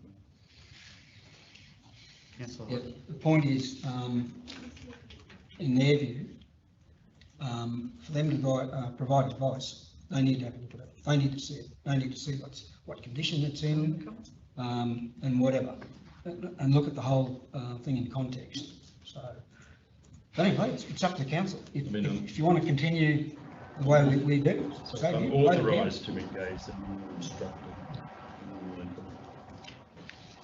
Councillor Hayden. But to respond to that, I can authorise 5 people to come and have a look, and I'll be paying the whole 5. If I'm going out to look at a job, I go out at my expense to have a look at it. That's the way it is. It's not for me to pay someone to have a look at perhaps my job or whatever I'm going to do, and I'm going to say, of course you're going to charge me. I'm going to charge you, and if I don't get the contract, I just don't see how we can do this. I really fail to see how this has been done without going through proper channels. And on top of that, we can keep saying and banging on about how we've lost money in the caravan parks, but the previous councils never put a dime into these council caravan parks, and a lot of this work was done through Western Queensland when it came on board. So to me, if you don't upgrade your own facilities, well, you probably cop what the consequences of that is. Councillors, any more discussion on this one? Yeah, I'd just like my right of reply if you don't mind. Just to finish. We've got a drain committee. We've been nearly 2 years trying to sort these caravan parks out. And if we don't do something now and get proper advice, we'll be here in another 2 years. That's it. Okay. Councillor Clinton? I'll throw a spanner. I'd like to move an amendment. A simple amendment to make it, the amendment I'm proposing is that the Chief Executive Officer be authorised to investigate the engagement of Dunedin Tourism Marketing. To investigate the engagement of Dunedin Tourism Management. Were you the seconder? Yes. Yes. Yes. So Councillor Hodge, Councillor Clifton's proposing an amendment. I'll second the amendment. You support the amendment? Can we? If the mover and seconder agree, Mr Mayor, then that would become their motion. Yeah. So the amended motion will become the motion with Councillor Clifton and Councillor Hodge's support. We'll just get that up on the board.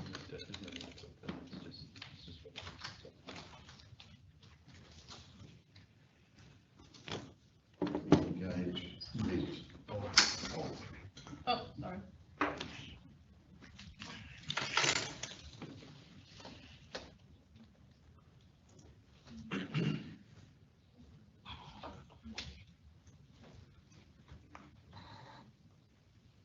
How do we know it's going to be capped at $12,000?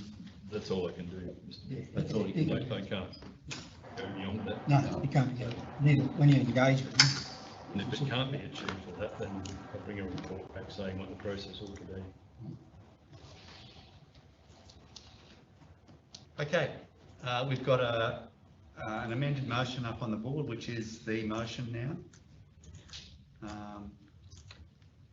Moved by Councillor Hodge, seconded by Councillor Clifton. Those in favour? Can I just ask a question before we vote, Mr Mayor? Well, we're voting. Oh, We're voting. Those in favour? So yeah, carried 4-3. Report? The wording, I don't need mine, thanks. Okay. the wording of that there.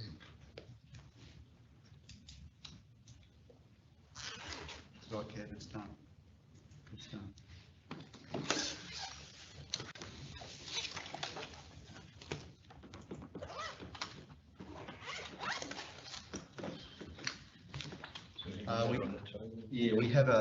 We have 12.4, which we laid on the table some time back. Getting some amendments or edits.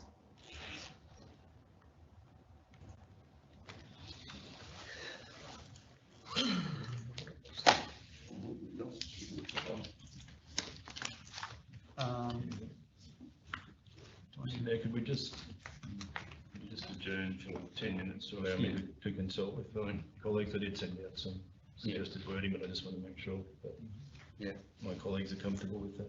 Yeah, so we will take a short break, councillors.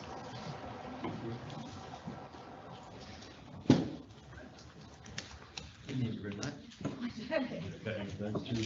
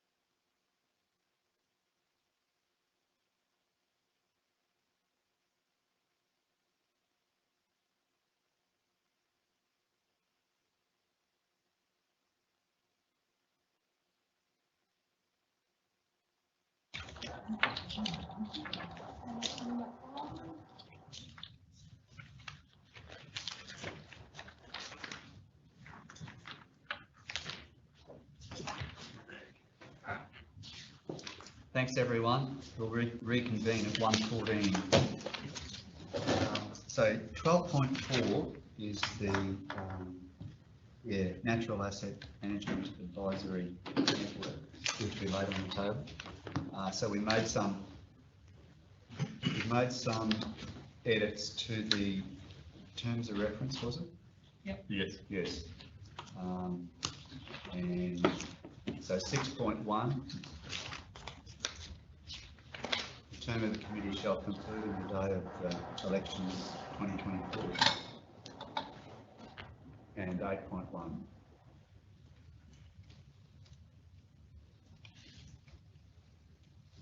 Sorry, can we just end after regulation for a moment?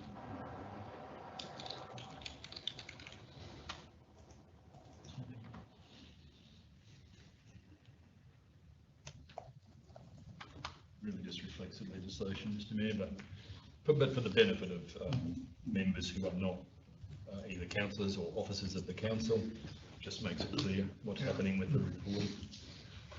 And we will seek perhaps to, at a point in time when we're going through the executing the previous resolution of council, we may tidy that up in the policy or something where it's just reflected once and doesn't have to be reflected in every TOR. However, to get this one operational today, that's the suggested wording for each of those. Okay.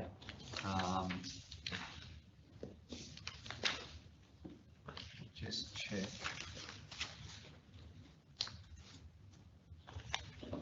We need words to underline from the table. Sorry? Yeah, we need to take it from the table, Mr Mayor, firstly. Okay, so we need a motion. Yes. Okay, so we'll, I'll move a motion that we take it from the table. So those in favour? Carried. Very good. So now we've got... Which you guys into shape before my term here is done. What was that? Procedural motions, I'm happy to share one of the other rural councils where I worked after about 6 months of trying to ensure that the standing orders were followed religiously. I just gave up. All right, so we had a motion that was moved by Dave Vilney, Councillor Vilney, and seconded by Councillor Hayden. And that motion includes these amendments. Needs to be dealt with as a two-part motion. In other words, there needs to be two motions here. If the first part's defeated, then there is no counter.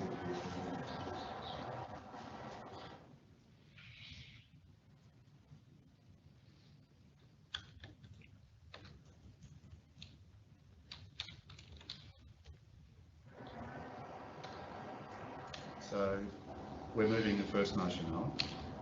We're moving the First Amendment. Yep. First one. So one is separate to two. Once one is carried, you can deal with two.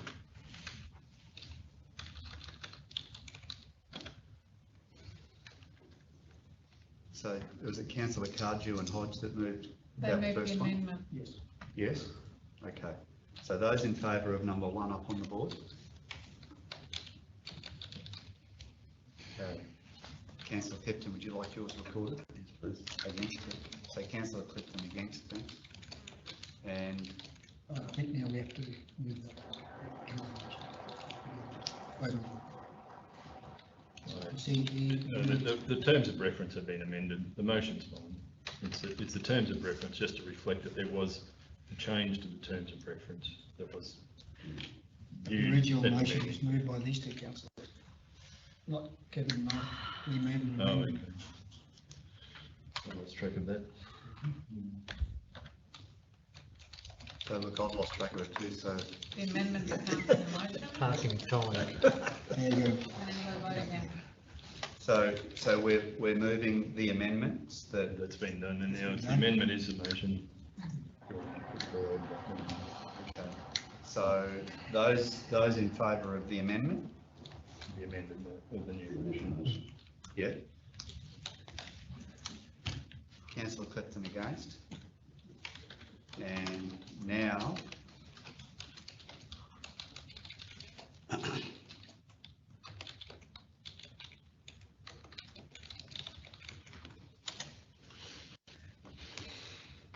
I'm not going to move that councillor Clifton be the councillor. I was going to volunteer to put my name forward. Oh, hey, I spoke for you. Yeah, I'd like to put my name forward. I move that I'm happy to do that. or one of the other councillors can nominate you. Yeah, I'd like to do that.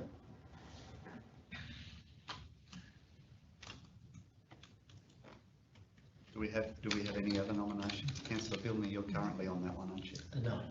No, I've attended meetings Oh, you've attended. as an observer. I see. I guess I would like to be considered as well. Okay. For the chair. Okay, so we've got any other councillors with interest in being the chair there?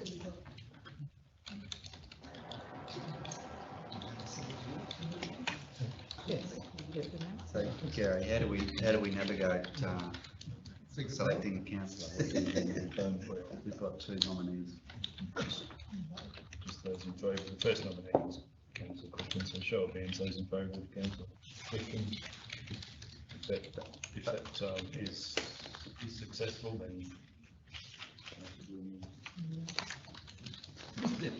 So, Okay, we've got Councillor Clifton has nominated, Councillor Bilney has nominated. Councillor Bilney does have history with the NAMN as in terms of attendance. Councillor Clifton, you attended before? No, I've not attended that before. Okay. No, ask Councillor Finley how many times you've attended? Once. Oh, thanks. Can I say, the invitation was extended to all councillors. Two of us, Councillor Wilson and I, took them up on their offer. Two.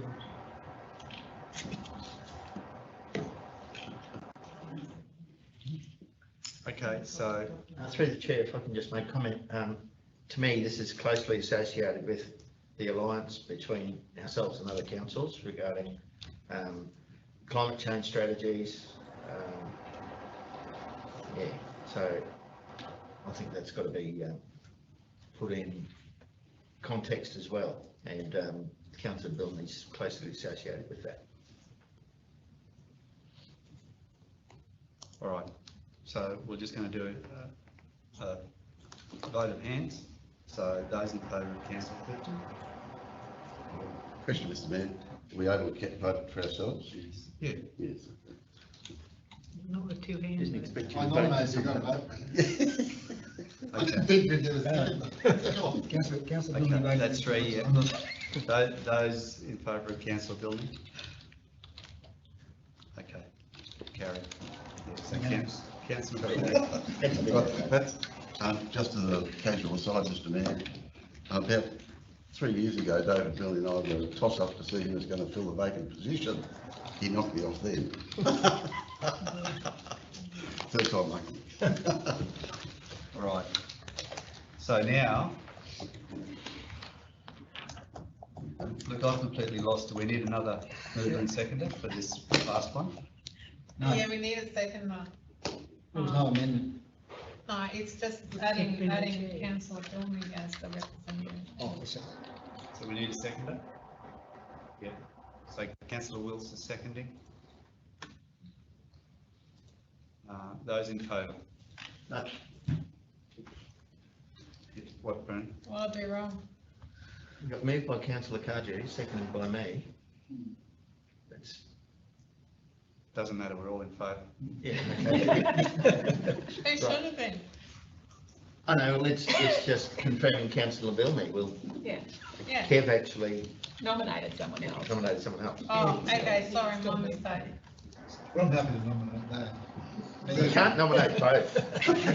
Oh, we did, we voted on it democratically. He's Done. moved That's okay, I'll- He's moved the motion. Yeah, okay, That's all So good. Jackie, have we covered everything in that 12.4?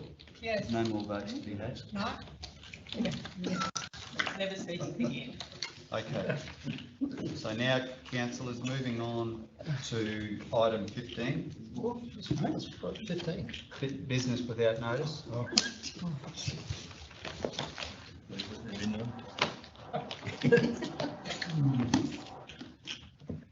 Councillor Carty. Yeah, I have one.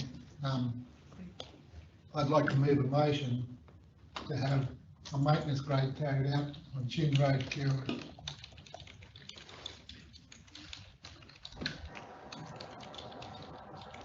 Sorry, what was the name of the road? Chin? Chin. With two ends. Is that where Ian?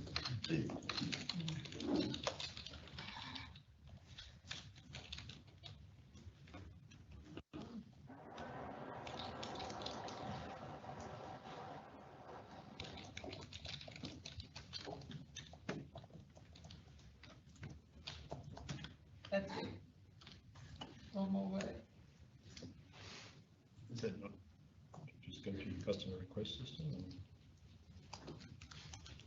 I'll see if we get a second to Gary and we'll talk to it, huh?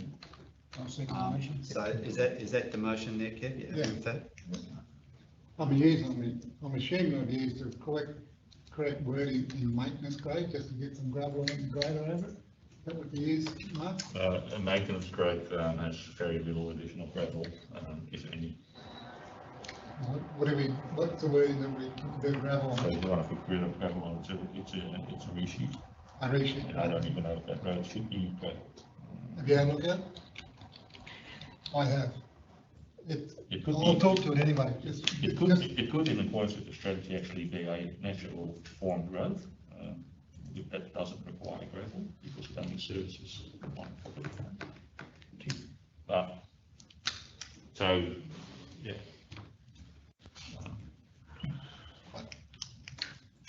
Same, Okay, Kev, we've got a councillor Cardew who's moving that. Do we have a seconder?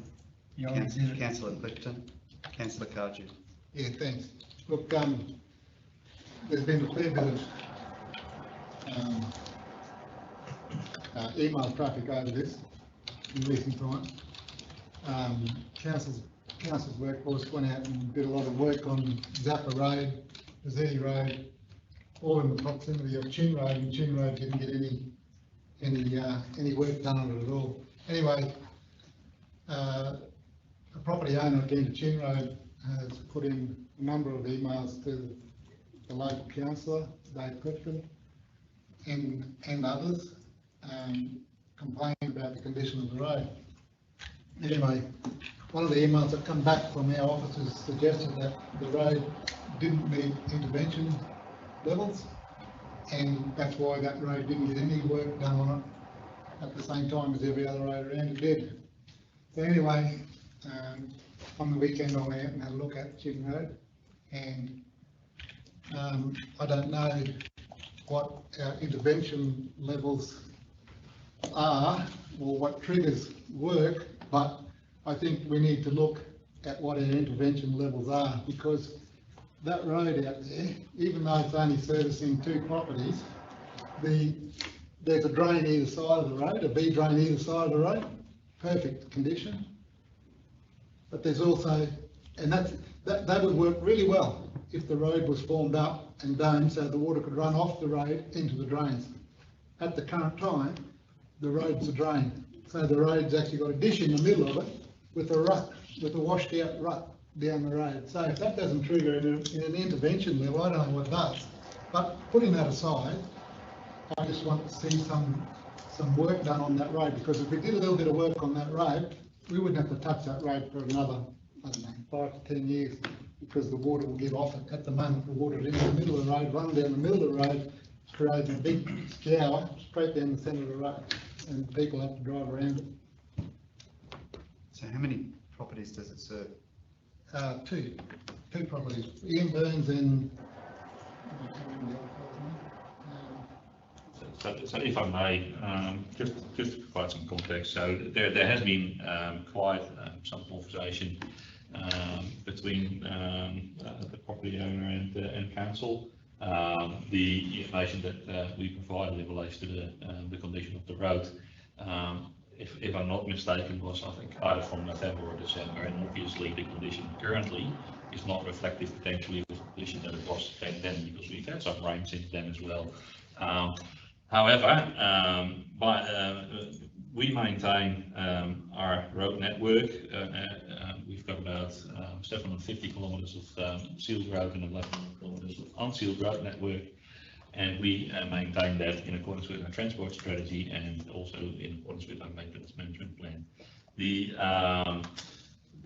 transport strategy and the maintenance management plan are intended to ensure that we can provide maintenance prioritised where the highest need is, either high traffic count, high speed, undulating, or curvature in the roads and things like that. So it is a known fact that from the 1100 kilometres of unsealed roads, there will be roads that sometimes don't get a grade because we basically just don't have the financial capacity and resources to undertake that. However, with these type of roads, we will always apply appropriate spot repair if the road is unsafe or untrafficable. And as I said, the information that we provided in relation to an inspection done late last year was up to that stage, and there could be a change in the condition since then. I just want to clarify that. Councillors? Yeah, look, I'm happy to support the recommendation. Councillor's done his job. It's gone out and inspected the road. I understand the strategy that it's talking about. At the end of the day, we make decisions. So I'm prepared to second motion and support it. Yeah, look, my concern, Councillor Hodge, is that, next council meeting, we might have 3 or 4 councillors coming in with their road, and then it's on, isn't it? So, Mr. Mayor, I have a letter here from Mr. and Mrs. Byrne who say that they moved there 5 years ago and it was very bad then. We have not done any maintenance since that time. That is, the council has not done any maintenance in the period of time they've stayed there, according to them. Yeah, according to them. It is fair to say that the report that Mr. Liss is talking about, he suggests that the Chin Road is regularly inspected, the same frequency as for all other unsealed roads. The road is generally in pretty reasonable condition and as such receives little maintenance. Well, on the one hand, little maintenance, on the other hand, hasn't been touched for 5 years according to the owner. I believe the adjacent property owner has carried out work himself on the road in the past. There were no defects at intervention level. Well, I've also driven down that road now, and I don't understand the intervention level, but it's like a goat track, really. So I don't think we'd be opening the gates unless we've got these sorts of non-intervention in a road over 5 years. We've got them everywhere. If I may respond. Can I just I'll go to Councillor Hyde and then you, Mark. Yep. Well, actually, you would have a floodgate opening, and it's not your job to do, it's not councillor's job to be inspecting roads and telling them when it should be maintenance, so I think you would open a can of worms here, because I'd have a few on my list too, so just so you all know. But, you put a CR in like we all do, that's how we do the process. I thought that's what we knew. I have to do it with every my roads, I mean not my roads, in Division 2. Yes, I did go and drive on roads, but I don't bring it up to have a special grade. It's put in a CR system for the maintenance group to see where it's on the list, and that's how I thought it goes. That's what I wanted to say that. Mark? Just again clarifying that it's the owner's opinion that no maintenance has occurred.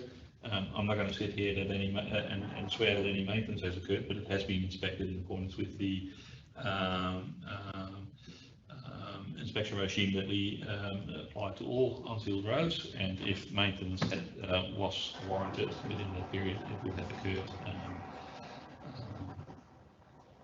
Just want to So it's not as if we are just excluding that road and not doing that. Well, it does go on to say there are no defects at intervention level logged for Chin Road, and as such was not graded. Roadside slashing has not been conducted for many years as residents have always kept the road verge well maintained. And that's pretty common practice across the whole Shire.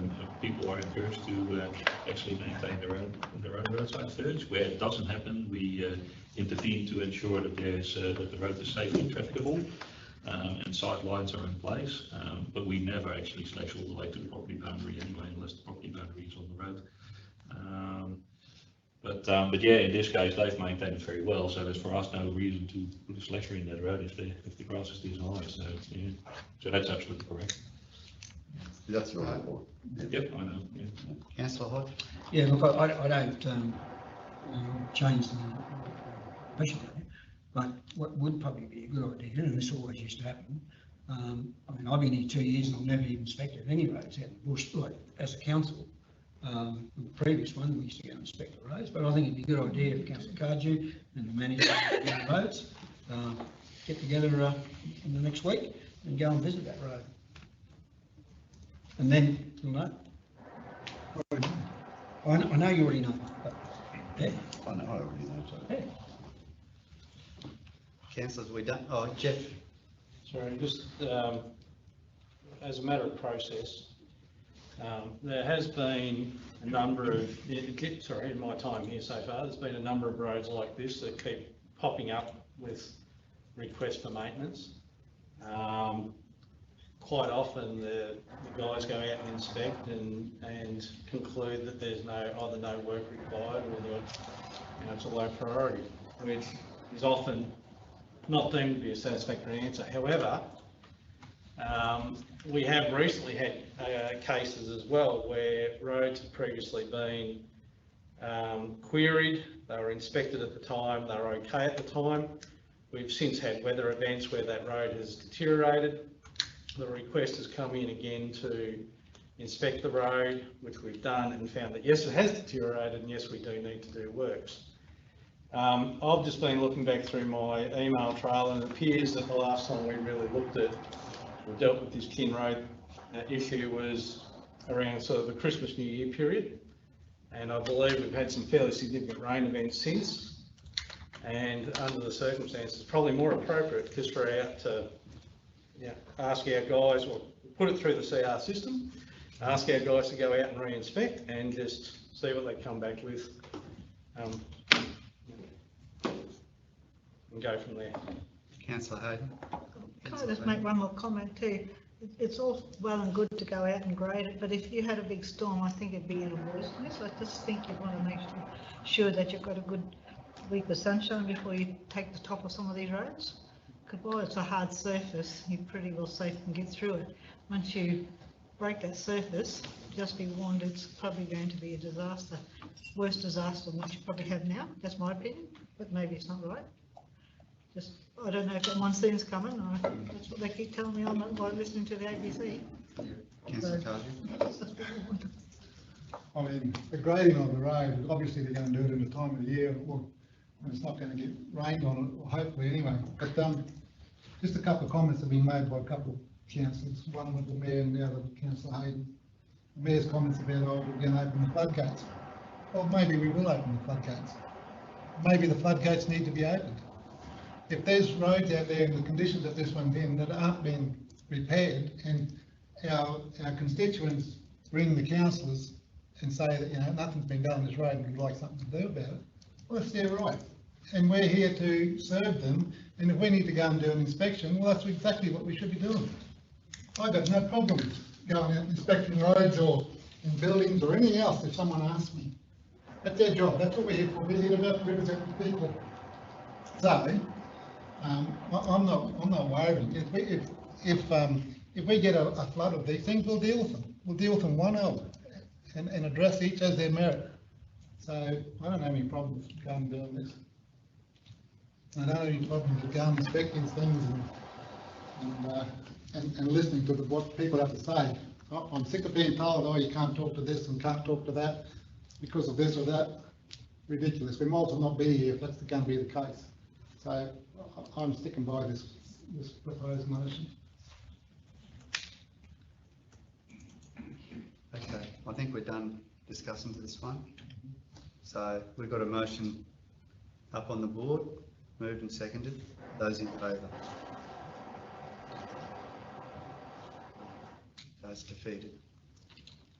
You want that recorded, Kev? Yes, please. Yes, please. So if you can I'll call division on that, please. record that, thanks, Jack.